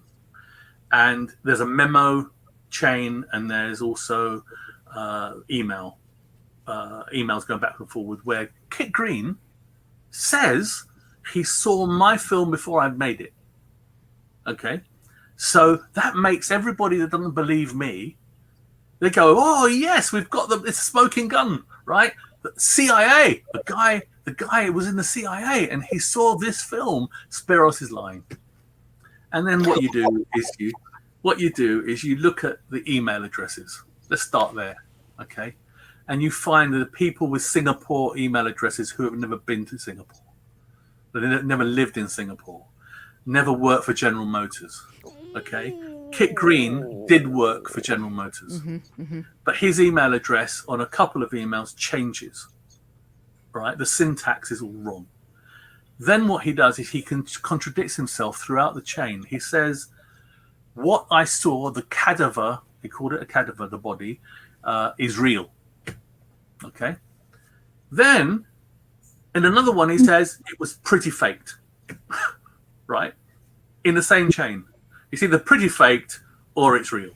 So there's a problem there. Then you go on and you look at the description of the medical issues. He spoke about reggae, the folds of the reggae in the brain. Well, if you just do a little check, you'll find that reggae is in the stomach. It's not in the brain. So what is he talking about? This doctor should know better, right? So this is not the doctor talking. So these emails are all fake. Now, how do we know the CIA? Because you know what Ray said? He said, if you buy this frame for $1 million, I'm going to give you proof from the CIA that it's real. Okay. Now, I can tell you and show you that the film is not real, right? So even if the CIA said it was real, well, they've got some answers. They've got to give us some answers, right? Show me what part of this is real. I've just shown you several things in there that are not real. And I got away with it because I'm a magician, and my training is to misdirect you. Now, I don't have to be there to misdirect you. I don't have to be in the same room to misdirect you. I just need to let you do it for me by planting the correct seed. Okay? So if I show you something so powerful, like a dead alien, okay, and I sell it to you to the point where, oh my God, look at the eye thing, taking the thing, there's an eye underneath, and now we can see the eyeballs rolled up into the head. It's dead, right? You know, John painted the eyes in when we first decided how to do it, and he painted it with the eyes looking forward. And I don't know if you can appreciate how much detail goes into painting an eye, but it's multi-layers because you need to have that depth. You can't just paint a flat color. And it's layers with varnish, and then on top of that, and a layer and another layer. So you've got depth. You feel that it's an eye, okay, and it glistens and it looks right. Well, John did it, and then I said, "You've got to do it again." He said, "What's wrong with it?" I said, "Well, it's not dead. The eyes will be looking up into the skull, right? It's dead." He said, "Oh no," he did it again. And it's very important because that feeling of that, do you know what people say? Oh, that poor alien. Because they're feeling for this living thing that died, right? The poor alien, it came from God knows where, and we killed it, right? That poor alien. Now I've got you investing in this love for this living thing, right? So I don't need to misdirect you anymore. I've got you looks like a barrel. You're there now. You're there for the taking. So anything that I throw in that might be a little bit iffy, you're going to let it go because I just saw the eyes. And oh no, look, he's cutting it and he's bleeding, right? Right? You're not looking at the table. It's not important. I make an analogy like in filmmaking. If you want to say that somebody put the light on, okay.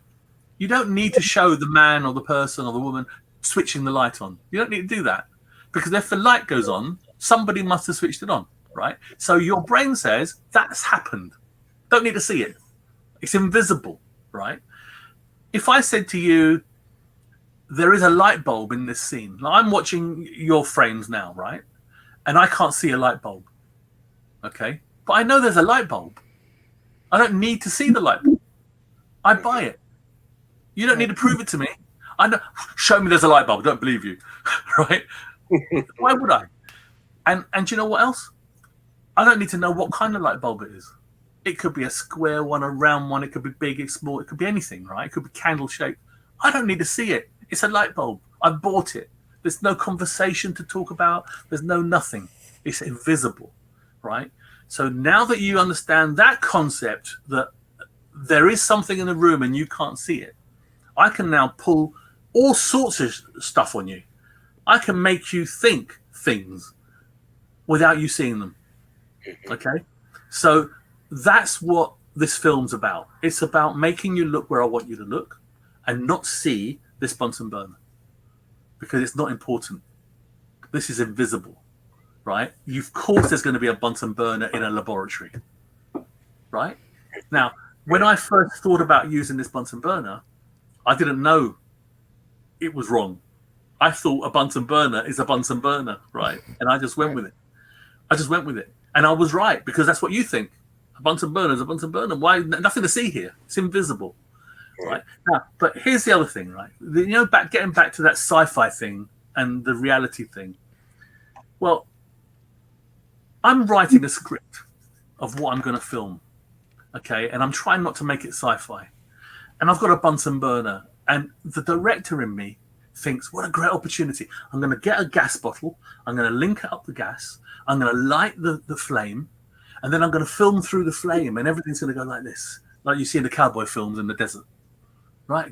Great shot. It'll be a great shot. No, don't need a great shot. That is not what this guy would have done, right? This guy wouldn't have done that. But I wrote it into my storyboard, and then I had to switch it off, because there's no way this military cameraman was going to make pretty pictures. Right. So he's not going to be an artist about it. He's not going to create something visually pleasing. He's going to just shoot a dead alien. This is all you need to see.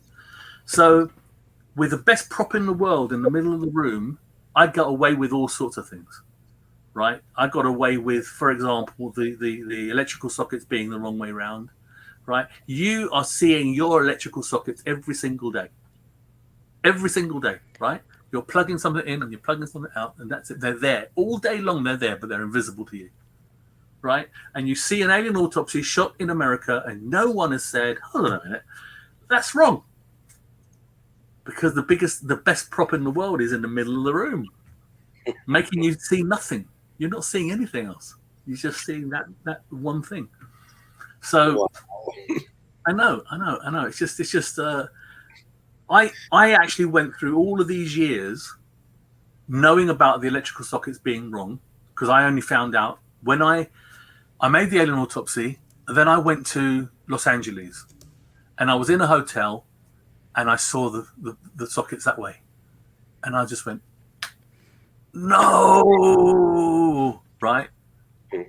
So it is interesting, though, because I do have somebody in chat who's very knowledgeable about stuff, and he was saying that in different schools across America, that the electrical outlets can be like that. So that is interesting, but I think more often than not, I have an answer to that.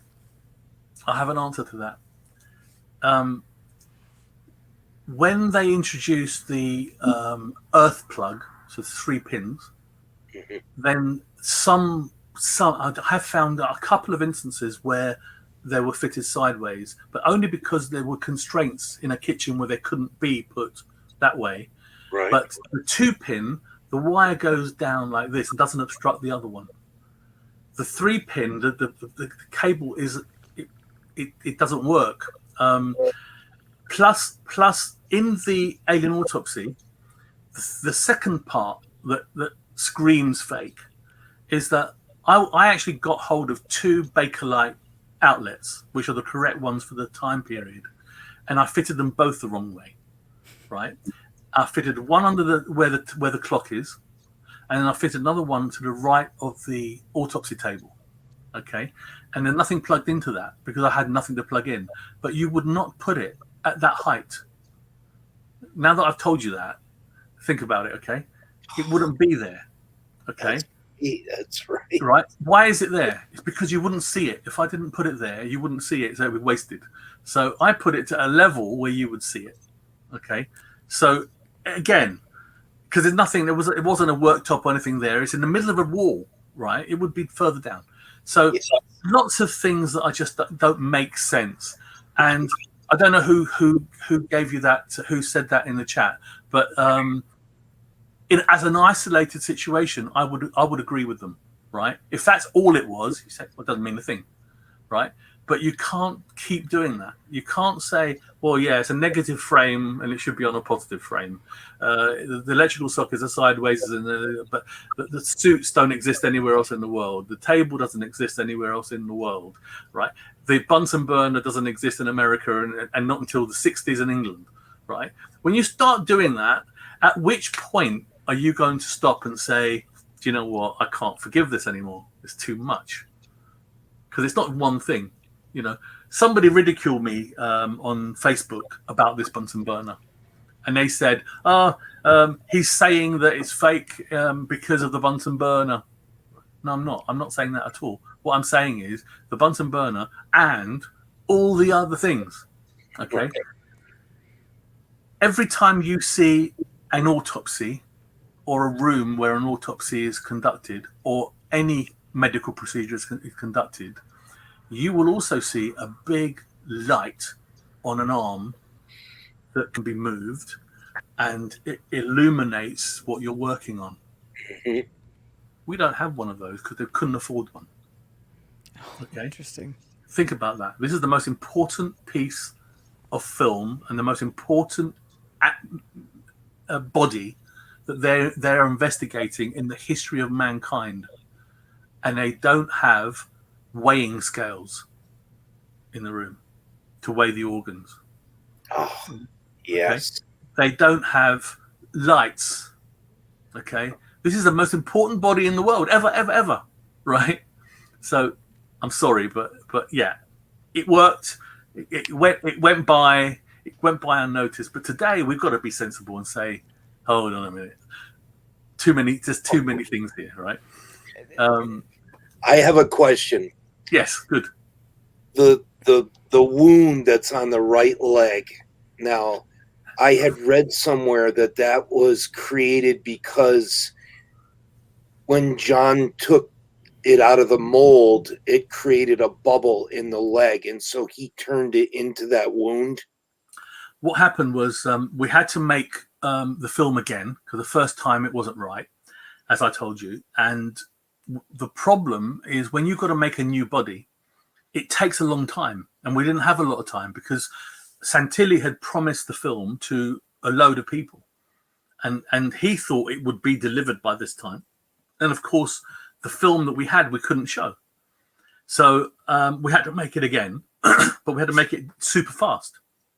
Now, the problem with that is, it's a bit technical, but please stay with me.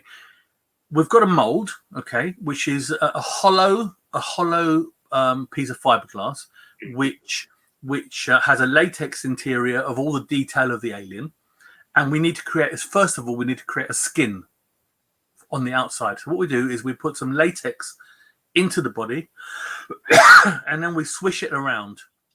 We move the mold around. It's a two-person job, and all the liquid latex covers every surface from the inside, creating a balloon, if you like, okay, of the shape of the alien. Now, that on its own would collapse because nothing in the middle, nothing inside.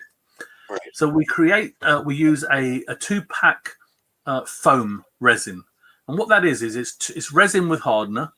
And when you put the resin into a bucket and you put the hardener in, when you stir it up, it reacts and it creates bubbles. And it starts to bubble and froth, and becomes 5 or 6 times the size of the bucket. Okay? So what you need to do, as soon as you've stirred it in, you need to pour it into the mold because it will start to bubble up. Now, the important part is to get some right down into the toes first because it will start to bubble and fill up the leg. Okay? So, and you do it in little batches.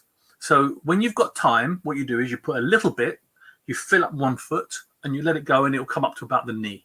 Okay. And you do another little batch, and you fill it a bit more, and you go from the knee, and it will come up to the top of the leg. And you do the other leg, and you gently fill it out. And what this foam does is it bubbles and forces a pressure against the latex skin that's around the mold, and it fuses onto that latex skin, and it dries as a solid sponge inside. So you've now got a solid sponge filling up the leg, and you've got an external skin that looks realistic. So what we had to do is, rather than do little bits and fill up the foot, fill up the leg, and move up, we had to do it bigger batches to cut the time down.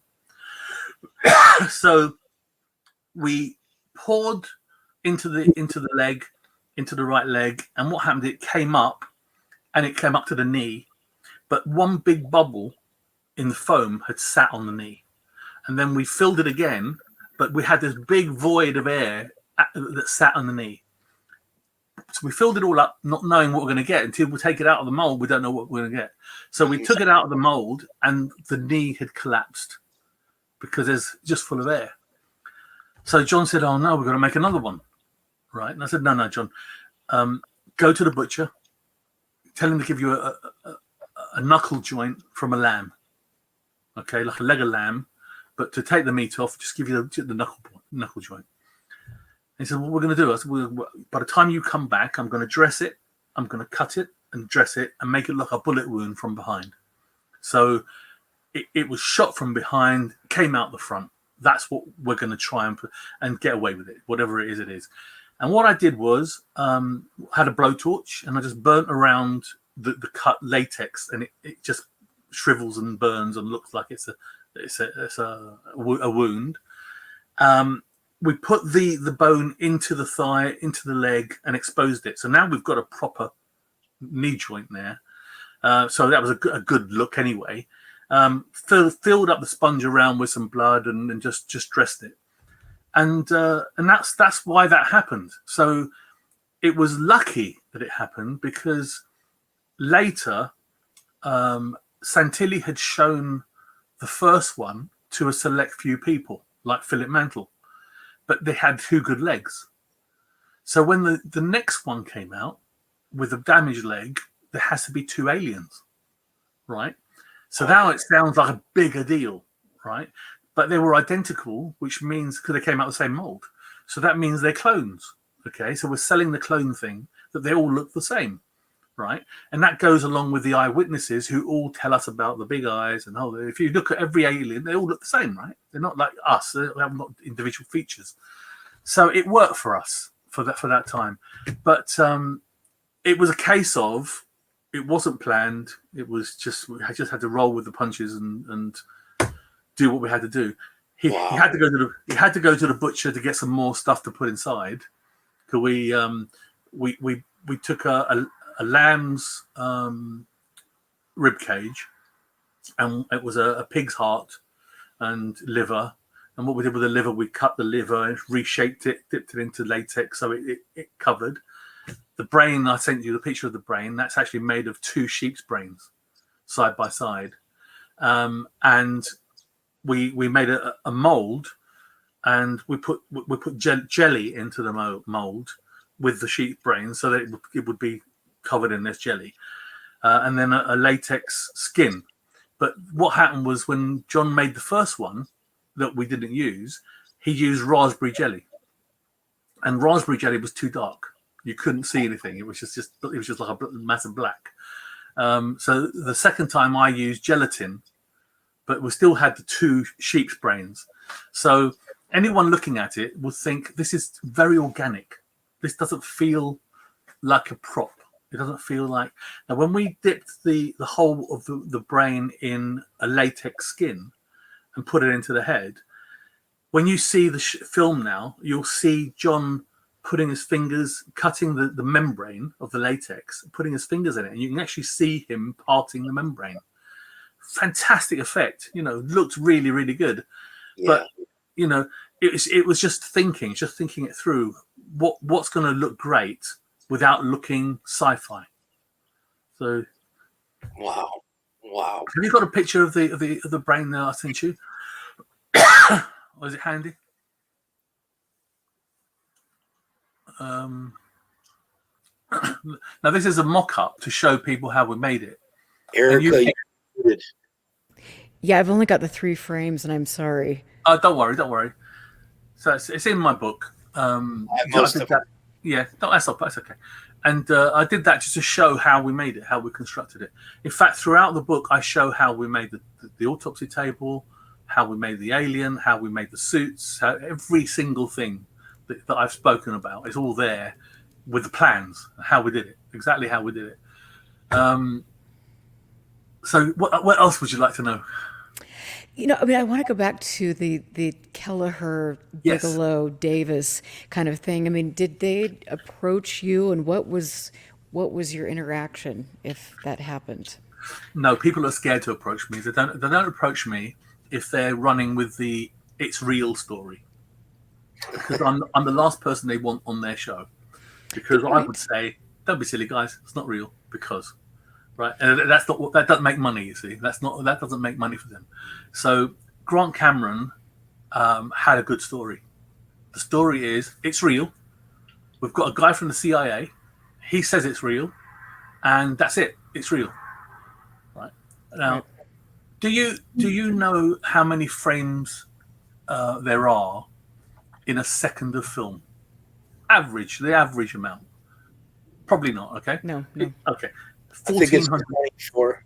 It's 1440 frames in a second. Oh, in a second. In a second. 25. Sorry. In a minute. Sorry. 24 frames a second. Okay. 24 frames in a second. So in a minute, there's 1440 frames. Okay. You need 3 frames minimum to do the vital tests to date it. Okay. Ray Santilli said, and so did Gary Shewfield on recent interviews, we're very sorry. It got damaged beyond repair. We don't have any film. We've only got a couple of minutes of it left. Well, a couple of minutes of it is a couple of thousand frames. Right? So just give us 3 frames. And then you've got $1 million frame to sell. Right? That's got to be the best business move ever. You give up 3 frames, they get tested, and now all the other frames are genuine. Right? So, but they didn't think, because they're not thinking how many frames have we got in a couple of minutes. Right? They're not thinking. Right. But they've actually shot themselves in the foot because they've got more frames than we need. So, again, I talk about this frame in my book in great detail because it did get me ruffled a little bit, because I had people telling me that I'm a liar and a guy from the CIA saw it before I made it, so I must be lying, right? So Yeah, because clearly that's a reputable source right there. So I couldn't go with that, so I had to destroy it. I had to go for it in every angle, right? So what I did, I destroyed the emails. I destroyed the memos through Chant's work. Now, Chant is going to release, I've got a chapter that Chant wrote for me with her findings, which talks about every little detail of every little email. There's misspellings of words and the misuse of medical terminology, email addresses that don't exist, interviews with people that were there who say they weren't in Singapore, but they've got a Singapore email address for General Motors. Things that just didn't work. Right. Miscalling people's names, right? Hal was called Halbert. And I've forgotten his real name, but he's not called Halbert. He kind of looks like a Halbert, I must say. Yeah. So I'm just saying, it's just so many things that were wrong. And so, right? what do you think this is? Is it all of this group of people? Are there other actors working on behalf of them? I mean, what is their game? What I do know is that a lot of the people in that email chain don't know that they were in that email chain. They don't know anything about it. Okay. There's, in fact, hold on a minute.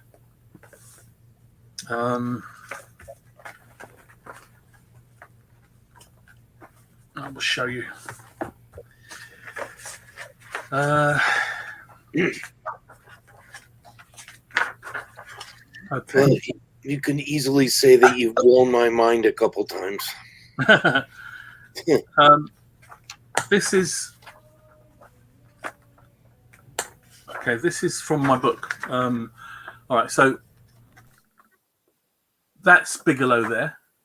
Yep. Now Bigelow, no one's spoken to him. That's not his email address. This is a billionaire, right, from Vegas. He funded Bigelow Aerospace, but he's also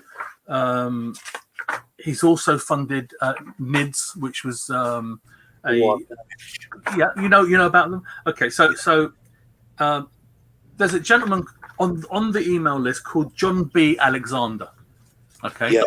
Now, Yes. John B. Alexander was interviewed by Chant. Okay. This is him here, right? Yes. No, okay. He was interviewed by Chant, and he told Chant he had no idea and any knowledge of these emails. He had never seen them before, but he's in them, talking with the others. Wow. Okay. So I've got to believe that none of these people knew about this email exchange. Now, the best bit for me, and I'll show you it, the best bit for me was something that we saw in a UK newspaper. It's the last page. I'll just bring it up. It's a UK newspaper, and it's with Kit Green. And Kit Green, I'll show you it so you can see how stupid it is. There it is. Okay. Duped CIA scientist believed hoax 1995. Duped. What does the word duped mean? Fooled. He was fooled, right? He thought it was real, but it isn't. Now, where the doublespeak happens is we're told he saw it in the 60s in the CIA, but that isn't what necessarily happened, because he could have been shown it recently and told, yeah, this is from the 60s, it was in the CIA, right? And he could have said, oh, it looks quite good, maybe it's real, right? And he was duped. Right. So when you take the different little pieces of information, you see that nothing that anyone said made sense. How can he say? Is there something else I can help with? What was that? How can you say, for example, it's real, the cadaver is real, and you can say it's real, and then later on you say it's fake, and it's pretty faked at that. That's what his words were. It's pretty faked at that. So it's all there. I mean, if you look at, if anybody's listening, they want to look at this email chain. It's called AA Proof. I think if you do a search for AA Proof, you'll find the chain. But bear what I've just told you in mind, right? Look at the email addresses, okay? Because they've got to be consistent. Nobody changes their email addresses mid-thread. Right. Because everyone's replying to everybody. So if I reply to everybody in the thread, it'll go to the previous email that you gave me, right? So if you changed it, you're not going to get the email. Right. So, you know what, I will say that having dealt with some of these people, that they are completely full of it.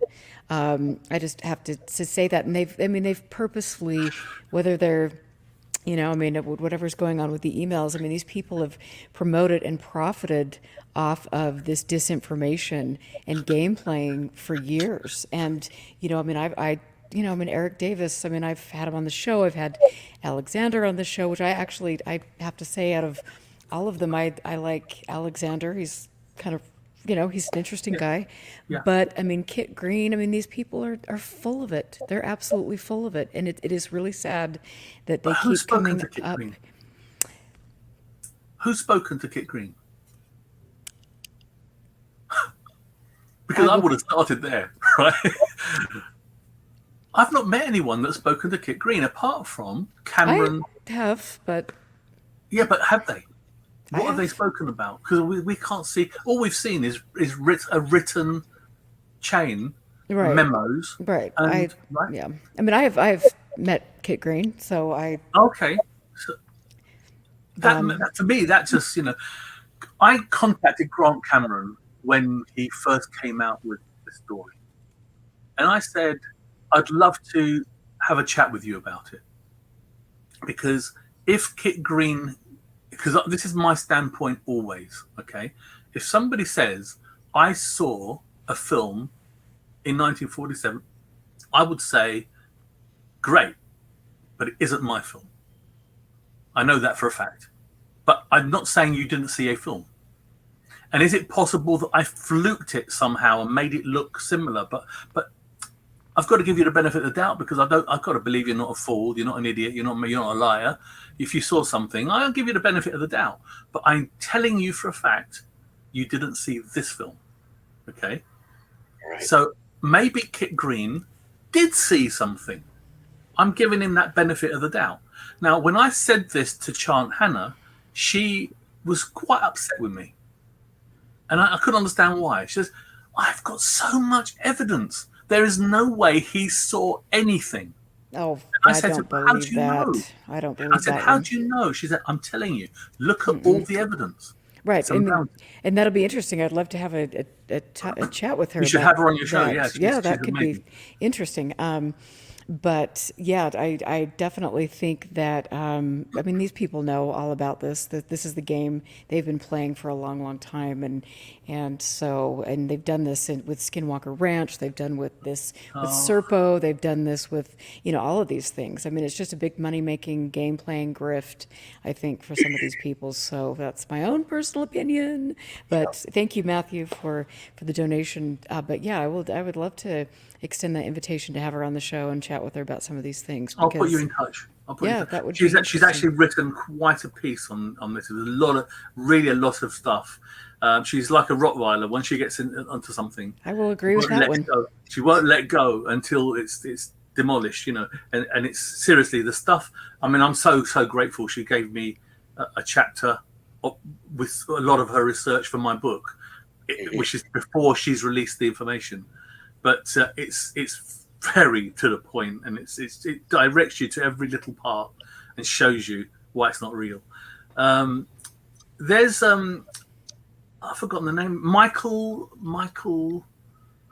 He's a judge. Do you know? Not Michael Hall. Michael Hall. Mm-hmm.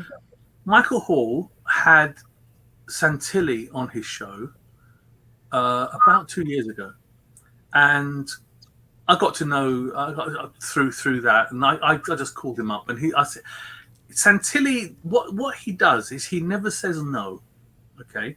Because if he says no to you, you might say, he's got something to hide. But if he says yes, you actually have the opposite opinion. You think, well, he said yeah, so he's not hiding anything, but he never delivers anything, okay? He just says yeah and delivers nothing. So he's done that forever. Now, he was on Michael Hall's show, and he said, can we see some film to test? And he said, yeah, why not? I don't see why not. Yeah, I'll arrange it. Oh, that's great. That's fantastic. We look forward to that. We're going to finish the show on a high note. Santilli's got nothing to hide. He's going to give us film, right? So I called Michael Hall, and I said, Michael, you're not going to see any film, okay? Are you a gambling man? And he said, what do you mean? I said, well, I think he is. He was there when they stormed the Capitol. I'd be willing to bet he is a gambling man. I said, I have a wager with you that you won't see a single frame. Oh, we'll have to wait and see. I said, I would go one further, right? And I said, if you want to have me on your show, I will say exactly what I'm saying now as a prediction, and it'll be there forever, right? And if I'm wrong, I'll be the chump that got it wrong, right? But I'll tell you right now, you're not going to see any film. But the problem I have is with you. And he said, well, what's wrong with me? I said, you've just allowed Santilli a platform to be the good guy, okay? And you've left him in the eyes of your viewers as a good guy. And he's a bad guy. So he said, well, what do you want to do? I said, what I want you to do is to say to Miss Santilli, thank you for offering to give us some film. Let's put a date on it. When will that expire? At what point are we going to say, Mr. Santilli lied? At what point are we going to say, he promised and he didn't deliver? I think that the problem is with some of these people, they're true believers. I mean, they have a narrative to steer, and they're going to do that. And I think it's unfortunate, but that's the true believer ilk with people. Well, I asked him. I said, so should we give it a year? Should we give it a year? And if he doesn't give you any film in a year, will you do a show which says, Santilli was on my show, he promised me film, and he didn't deliver. He said, well, we'll have to see. We'll have to see. It wasn't very non-committal. Well, it's now 2 years. And every now and again, I send him an email and I just say, any film yet? and it's just a running gag now. It's just a running gag. But the problem is the general public don't get to see that. All they get to see is Santilli saying, yeah, sure. Yeah, well, I'll give you some film. Right? Oh, look, I've got a frame and it's $1 million frame. If you look at that $1 million frame, right, you've got a picture of it, you will see there's a very ghastly scratch across the top. You will see the sprocket holes are cut out. No, that's not the one that they released, because I put the other. That's the brain. Have you got the frame? I'll show you it. Because so Spyros, when is the book going to be released? I've been promised I'll have the first one in my hands this weekend coming. So next weekend coming. All right. So look, I'll show you it on here. Okay. This is from my mock-up. Okay. So this is the frame. Can you see that they released? And it's got this big scratch there. Oh, there. I've got to go backwards there. Yeah. That one. Yeah. Okay. Now that scratch is quite heavy, isn't it? And see the sprocket holes there are broken. Right. So this has really gone through the wars. This frame has gone through the wars. Look, it's quite damaged. And if you look at the video itself, the actual alien autopsy, you find that frame. There's no scratch on it. No. There's nothing there. It's perfectly fine. If the sprocket holes were damaged, it wouldn't go through the machine. It would stutter there, right? But it's not. It's smooth. It's clean. It's not anywhere near as damaged as that is. So what's happened to it since it was telecined? Because to telecine a film, I'm just telling your viewers, just in case they don't know what that is, you have a film. You put it into a projector which has a lens attached to a video recorder, and it will video the film. Okay, and so whatever's on the film, it make a video of it. So there would be a scratch on the video if that was on the film. Right. Once you've made the video, you then take your film and you put it back into the can, and that's it.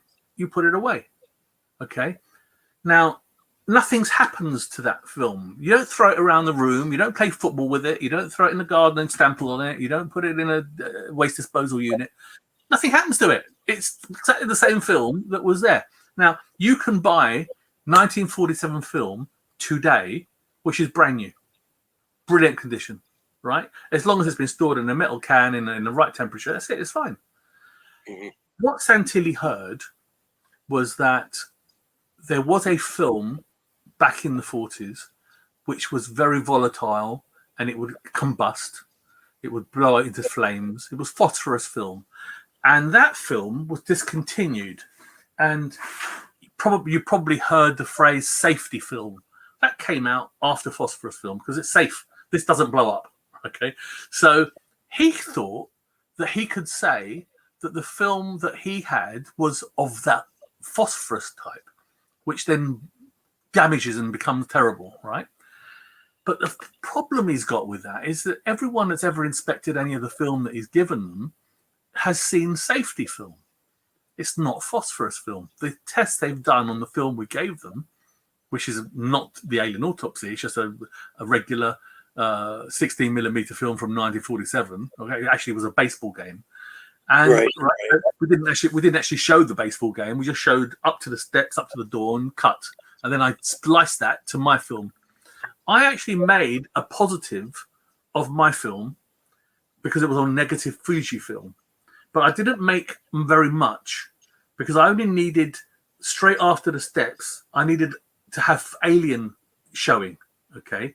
Now, what happened with the alien autopsy is when we filmed, there was wide shots. So you had the alien was quite small in the frame and you saw the room. Okay, but that's too small, and you've got to be looking with an eyeglass to see what it is, and you might not even make out it's an alien. You might think it's a person. Okay, if you don't know what it is, if you don't know what you're looking at, you've not heard anything about it, somebody just showed you it. So I needed a head of the alien, right? So you can't miss it. The big eyes, I needed that. So I chose the film that I created a positive from, spliced it to the real 1947 film. So when I took it out of I didn't let anyone handle it. I put the white gloves on. I'm very dominant. No one's touching this film. It's too valuable. I took it out. I reeled off the leader, which is just a leader tape of nothingness. Then it goes a bit clear film. Then you see the steps. And then once you feel the join of where the steps are and where my film is, I know now that this film hasn't got any markings on it that I need this guy to see, because he's going to be looking for a square and a triangle. Okay. And this is going to have Fuji markings on it. So I bring it down, and I need the next couple of feet to have an alien on it. Where if it was actually the film that I shot, I'd be reeling off loads and loads and loads of footage to get to some alien. Okay. Because I told you, 1 minute is 1440 frames. And 1 minute at the beginning was basically filming nothing. So I would have been reeling off loads and loads and loads of film. It'd be all over the floor. It wasn't good. So I needed it just to be after the leader. There it is. I can hold my hand on the splice so he can't see the splice. I can show him an alien's head. He's too enamored with what he's looking at to look for markings at this point. He's looking at an alien's head. And then I say, you know what, this is a bad idea. I'm so sorry to waste your time. And I'll wind it back into the cat. He said, well, hold on a minute. I want to see the markings, right?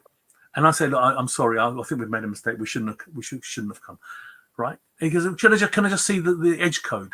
So then I reel it back out, and I show the baseball game, square and a triangle. And he thinks it's all the same film. Why wouldn't it be? Okay. Right. The can is 1947. The reel is 1947. The leader is 1947. The steps are 1947. Why would that not be? Right. So that's how we did it. So we wound it back in. He then asks, can I have some film to test? And I'm good cop, bad cop. Okay. I'm being the bad cop. Ray's being the good cop. And he said, yeah, you can give. I said, no, Ray, we're not giving anything. It's too valuable. Not damaging a single frame. And then he says, well, I only need like 3 frames. And I said, well, I'm not giving you anything with alien image on it. Forget that. Let's just go. And he said, well, no, just give me, something from the beginning. Right. So we give him the steps. Give him 3 steps, 3 clips from the steps. Wow. And this guy is now thinking he's got the scoop of the century. He's now going to be the guy who checked the alien autopsy. He's the guy that verified it. He's the guy that's going to write the book. Okay. So, right, I've got a question here. Look at this. Is there any chance Alien Autopsy 2, or if you would do it again, yeah, I love Marcin always ask the best questions. So. Well, you know what? There can never be an Alien Autopsy 2, because I did do one. Actually, I did a joke one. Right, I did an alien autopsy with a pineapple, and I did a vegan version. And well, that's very nice, thoughtful of you. Yeah, I did a vegan version, and the reason I did it was just to show the style is the same, and it's not an alien, it's a pineapple, but we cut it open and it had sweets inside, and you know what, it was fun. We put little eyes on it and stuff, and that'll be on my on the website for the book. Nice. And but no one will buy this now, because we're living in an age where everything goes global very quickly, and everything that you see today, your knee-jerk reaction is going to be CGI. You're going to say, "Oh yeah, CGI," every time, because you're never going to see a real thing now, because you're too conditioned to seeing so much great stuff in the movies that nothing real anymore. Okay. Right. But I am going to do something, and I'm going to do something that you won't know about, and I won't be able to make any money from it, because I'm going to have to use the environment that we're living in. And the only way that I can do what I'm going to do is that people, ordinary people, will film it from all different angles, from their house, from the other side of the lake, from over there, from right. So it isn't a production anymore. It's Mrs. Smith in number 26, and she filmed it on her phone. And there's the doctor down the road, and he was walking the dog, and he filmed it, right? And it will just hit the internet because all these different people are normal. They are your witness, right? But how do I monetize it when they're going to be giving it to you for free? I can't, right? But I think it'll be a notable thing to do after the alien autopsy, just for a bit of fun, because how it is today, it's impossible to do the alien autopsy. I don't believe that will ever happen again. Because what we did was we made an analog effect, not a digital effect. Okay, we did a feely, touchy, real effect. Yeah, they call them over here. They call it practical effects. Yeah. And I'm using the word analog just so people understand the difference. That it's not a cassette tape. It's a CD. It's not a CD. It's now a digital download. It's so far gone. There is no CD. There is nothing tangible to hold anymore, right? So how are you going to create an alien autopsy when there's nothing tangible, right? So I feel mischievous. I feel like doing something. And after my book, I'm going to be working on a movie. So we're going to do a movie of the story. Nice. But not as you would expect it, because there's so much that went on behind the scenes. There are so many subplots that only I know them because I was involved with everybody in the process. Mm-hmm. Santilli was involved in one part. John Humphreys was involved in his part. Okay, so whilst John's making the creature, he's got no idea what's going on with the costumes. Has no knowledge about that, or the props, or the table, or what cameras, what film. Whilst my girlfriend was doing her research as to how do we do an autopsy, she had no knowledge about what the body's going to look like. She had no part of that. So everyone had their own piece, but I was involved in all of those things. So everything came back to me.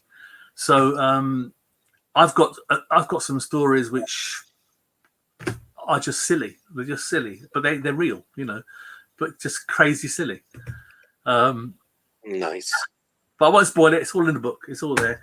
But yeah, so the next. So where can people find your book? Tell us about this. I'm excited to get a copy myself. This is the limited edition version, which is the very sexy, silky, lovely paper, full color, sexy, and silky, and it's numbered and signed and all the rest of it. That one is quite expensive, but I'm giving all the profit of that to my homeless charity. So that's why I'm doing that. I'm doing a cheaper version. Which will be on Amazon. And I'll also sell it. So on my website, thealienautopsy.com, or my sister and I have got a little publishing house where we're publishing the book, melarisinprint.co.uk. You can get it from there, but it will also be available, as I say, on Amazon once it's up and running and out there. It's a even if I say so myself, you can see. It's a very sexy book. Right, that is beautiful. Every page is like this. Every page is color. Wow, that's and I talk about there's one here. I talk about me before the alien autopsy, so you get to know the person, because people ask me all the time. How do you get to do this? Because it's too much. It's actually too much. If you think about it, I actually sit back and I think, you know what? It was a lifetime of experience that allowed me to do this, because my mum had a dressmaking factory and I worked there for the weekends. I knew how to make the costumes, right? Now, I just had that technique, right? My grandfather was the sort of person that just made everything. He could make everything. He can make tents and Jeep covers and shoes, and he worked for the army.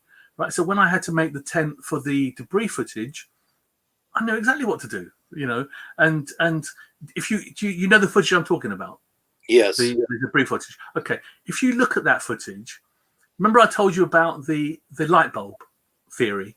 It's invisible. We don't need to know it's there. It's just there, right? Well, I had my brother on his knees behind the flap of the canvas, and he was just flapping it like this, ever so gently, right? Because the wind's blowing it.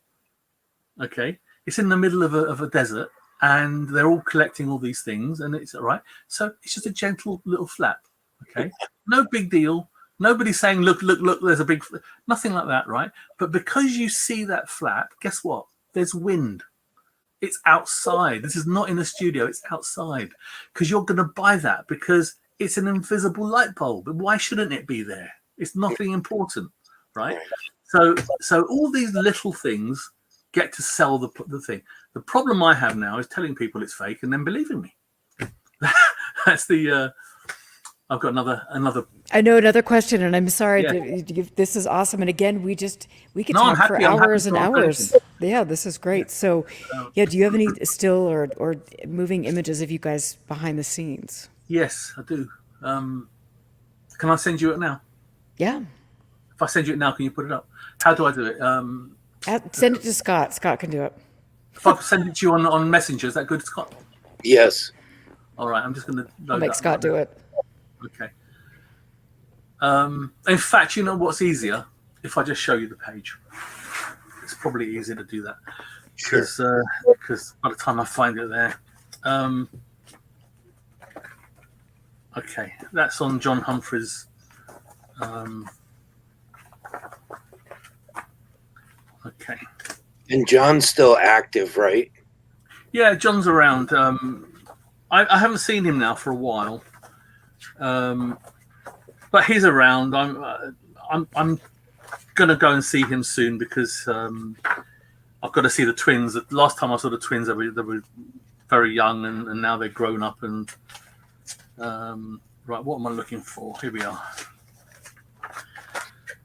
Okay, now at first I was very upset with John about these photos because I specifically told everybody that they mustn't take any photos for the reasons I told you before. Right. But John did take photos, and then they came out afterwards, and I was very upset because he'd gone directly against what I've asked him to do. Right, the first one is this one. Now this is John's son, Michael. Okay. That's wow. 10-year-old Michael being molded for the alien. Okay? Wow. Right. But it gets better. Hold on, I'll show you something even better. Here we are. So side by side. Okay, I'll 2 pages together. This is it. All right. So this one is the alien being molded, sculpted out of clay. Wow. You can see very clearly there, Polaroid cameras. This is John up here where I'm working backwards. This is John with hair, which tells you that it's 1995. Okay. All right. This is Michael there in the same position. Okay. And Michael's 10 years old. So if you do that math, you'll find that it's 1995. And then this is the following page of the alien in the position. Okay, you can see, right? I don't know how much proof you want, but that's pretty compulsive, right? Incredible. Compelling. It's pretty compelling, right? So, but yeah, the book's full of all of this sort of stuff. I haven't got very much, to be honest. I haven't really got much by way of that sort of thing. But you don't really need much. That's enough. I've got Michael being molded. I've got John sculpting the body, and then we've got the body, right? The book also talks about our relationships, because there's a couple of people that say that we didn't know each other, that John was brought in to do the Ant and Dec film, and he made an alien for the Ant and Dec film, but that's all because the alien autopsy is real, apparently, right? So it couldn't have made that, so he made the other. And the justification was because the Ant and Dec alien is different. It looks jokey. Remember that sci-fi thing? Remember that sci-fi thing that I told you? I didn't agree to do that film, and I didn't think anyone was going to do it, and they went and did it without me. And John phoned me up and said, look, do you know about this film? I've been asked to make the alien. So I said, well, John, I had a meeting and I said I didn't want to do it because they didn't want to pay anybody, right, apparently. So I said, well, why am I going to give up a 10-year secret? We're now going to do what we had originally said and show how we made it for free, right? And I'm out of pocket because I spent half of the budget was mine on the first one, and all of the budget was mine on the second one. So I'm out of pocket all the way down the line. So I said to the guys, look, if we're not going to sell it, there's no point doing it. There's mileage in selling it. Somebody will buy this. So why are we giving it free? Well, they weren't giving it free. They got paid. But what they were telling me, it was free, so they didn't have to pay me. So John phoned me up and he said, they want me to make the alien. What do you think? It was asking my permission. And I said, well, John, are they paying you well? And he said, well, they're paying me very well. I said, okay, well, you've got to take the money. I said, the only thing I ask you to do is don't steal my ideas. I don't want you to do the lenses. I don't want you to do any detail. And I don't want you to make it look real. I want you to make it bubblegum. I actually use the word bubblegum, okay? Because it's my copyright. It's and I don't want you to religiously copy it. He could do it again very easily, copy it exactly. John is the most talented person I know. Seriously, he's a if he's not one of the top 3 sculptors in the world today, I'll be very, very surprised because there's no one. There's no one. Erica, are you familiar with the movie that he's talking about? No. So they made a comedy version. Oh yes. Oh God. Yeah. Sorry. Wow. Okay. Yeah, so this is my brain on a Friday night. Yes, Oh, and I actually watched it. Yeah, and it was John Humphreys worked on that alien as well. that but is so funny. That's super like cartoony looking, and that's it. But and it was funny, the characters though, like the twist on the characters. Yeah. What's really funny was the person that played me is a guy called Omid Jalili, and he played my character. But because they made it the Gary and Ray show, John's role was insignificant. My role was insignificant. It was all about Gary and Ray. Oh. So what they did was they made my character a kebab shop owner. Okay. And what qualifies him to make a film like this is that he does wedding videos on the weekend. Right? That's the character. Okay. John's character is a mannequin maker in that film. And that's why he could make it's just belittling everybody's role and made it the Gary and Ray show. So I met Omid Jalili at a book signing. And no, it wasn't a book signing. It was an opening night of a film called The Infidel. Very funny film. And after the show, I went to sell him. And I said, I don't want to take any of your time up. There's loads of people. It was surrounded with people. And I said, I don't want to take any time up. I just wanted to say hello. I'm Spyros. And he said, oh my God, Spyros. Oh my God. He got rid of everybody. And we sat and spoke. He said that they wouldn't let me speak to you. Right? I wanted to know who I was playing. Right? Wow. And they wouldn't let me speak to you. So he knew about me. Right? So clearly they were, there's a funny line in the Ant and Dec film, which is pretty close to something that actually happened. And that's the only thing in that line. And it doesn't do me any favors, actually, but I'm going to tell you anyway, because I think you will understand. Okay. A director's worst nightmare is having non-film people on set, all thinking that they've got a good idea, right? because a director needs to just get on with the job, and nobody directs the director. Otherwise, it's pointless. Okay, so the producer or the script writer can have a word, but they don't tell the director how to direct it. That's the rule. Okay. When you say that to somebody, though, somebody else, and you're saying it and you're the director, what happens is they see you as some guy who's full of himself. And what's wrong with this guy, right?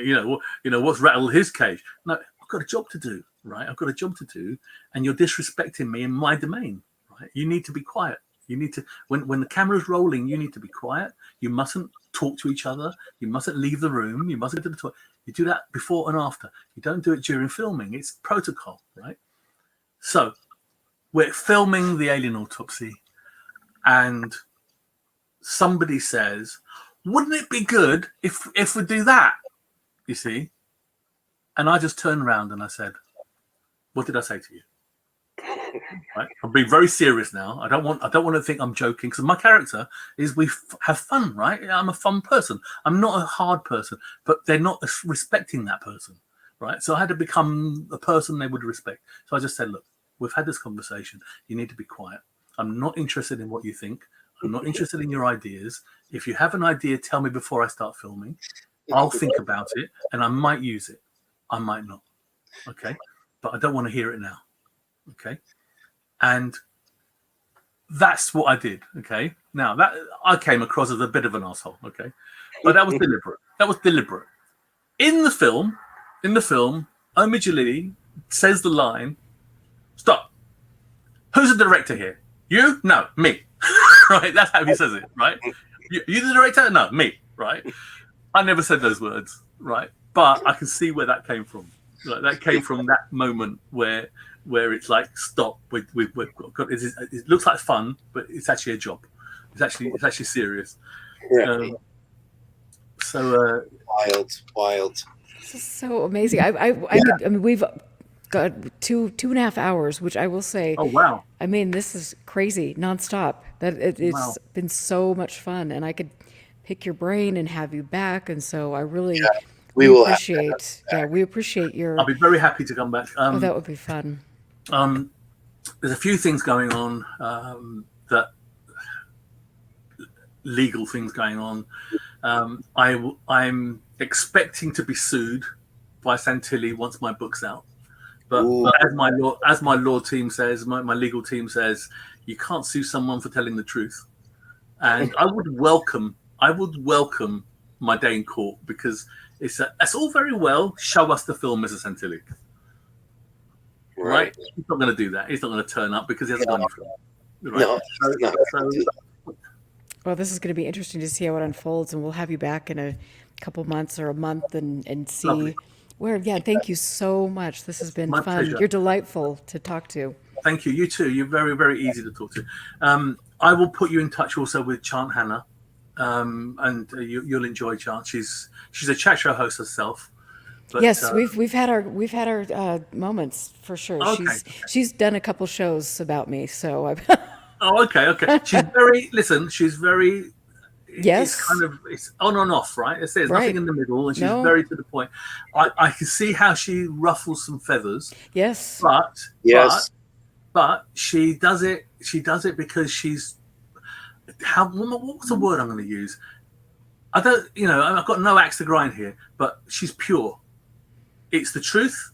This is how it is, because I've checked it and I've done this and I've done my due diligence and and she doesn't take any prisoners, and that's it's a hard line to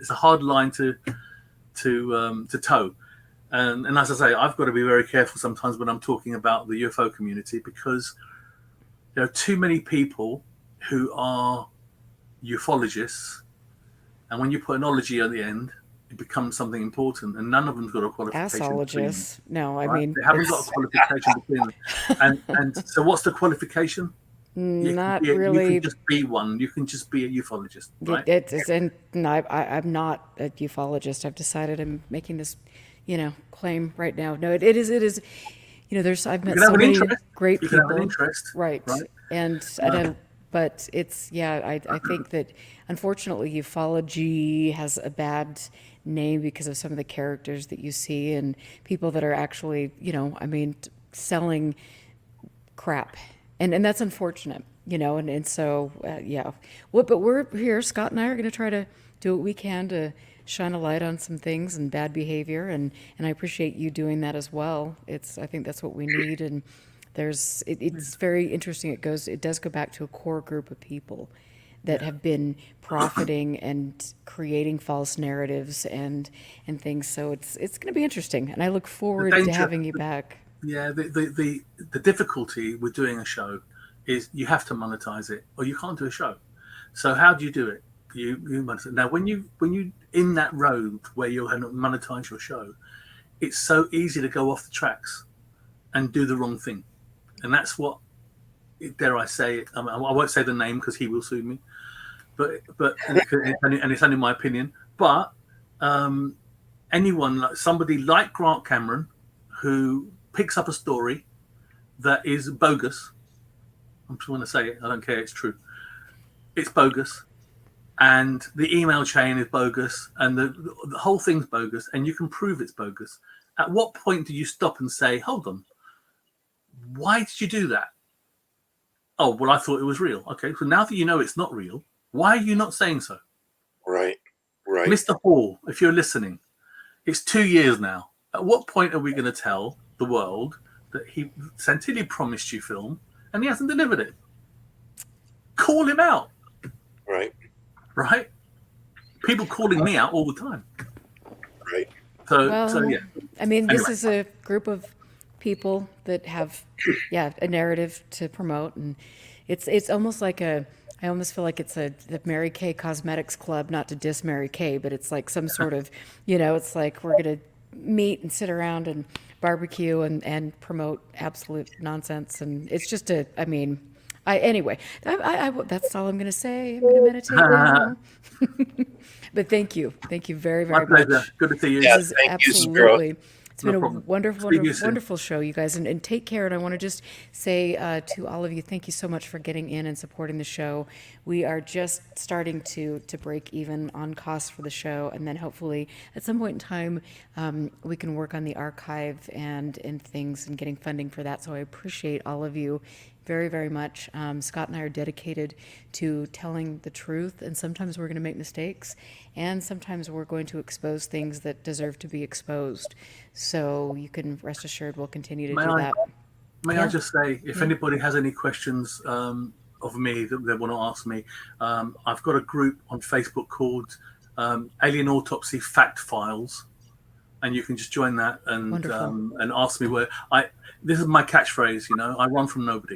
Okay, so if you ask me a question, I'm going to answer you. So Right. Please feel free to do that. Absolutely. Good to see you. Yeah, thank you so much. Thank you. Yeah, thanks, guys. And we've got a big storm rolling in, so I'm glad that we've still got power. But thanks for listening. Thanks for being such a supportive group of people. This Thursday night is my big presentation at the Alta Club here in Utah with Brandon Fugel, the steward of Skinwalker Ranch. And so that will be interesting. I'll definitely be recording that. We're hoping to get some media there to highlight some of the work that I've done and some of the new findings at Skinwalker Ranch. This will be a very interesting Thursday. I'm looking forward to it. So anyway, you can find me at ufoclassified.com, and Scott and I are going to be updating the webpage. And thank you so much for joining us tonight. You guys stay out of trouble. Clearly I won't be, but I'm getting older, so I might need to rest. And then just to put this out there, we are going to have a Halloween show. So Scott, start thinking of your costume, because Mom is already getting into it. And I've just found out the FDA actually has approved Halloween contacts. So we're getting the reptilian game on, or maybe not. Sweet. It's going to be good. So you guys take care, and we will catch you next week.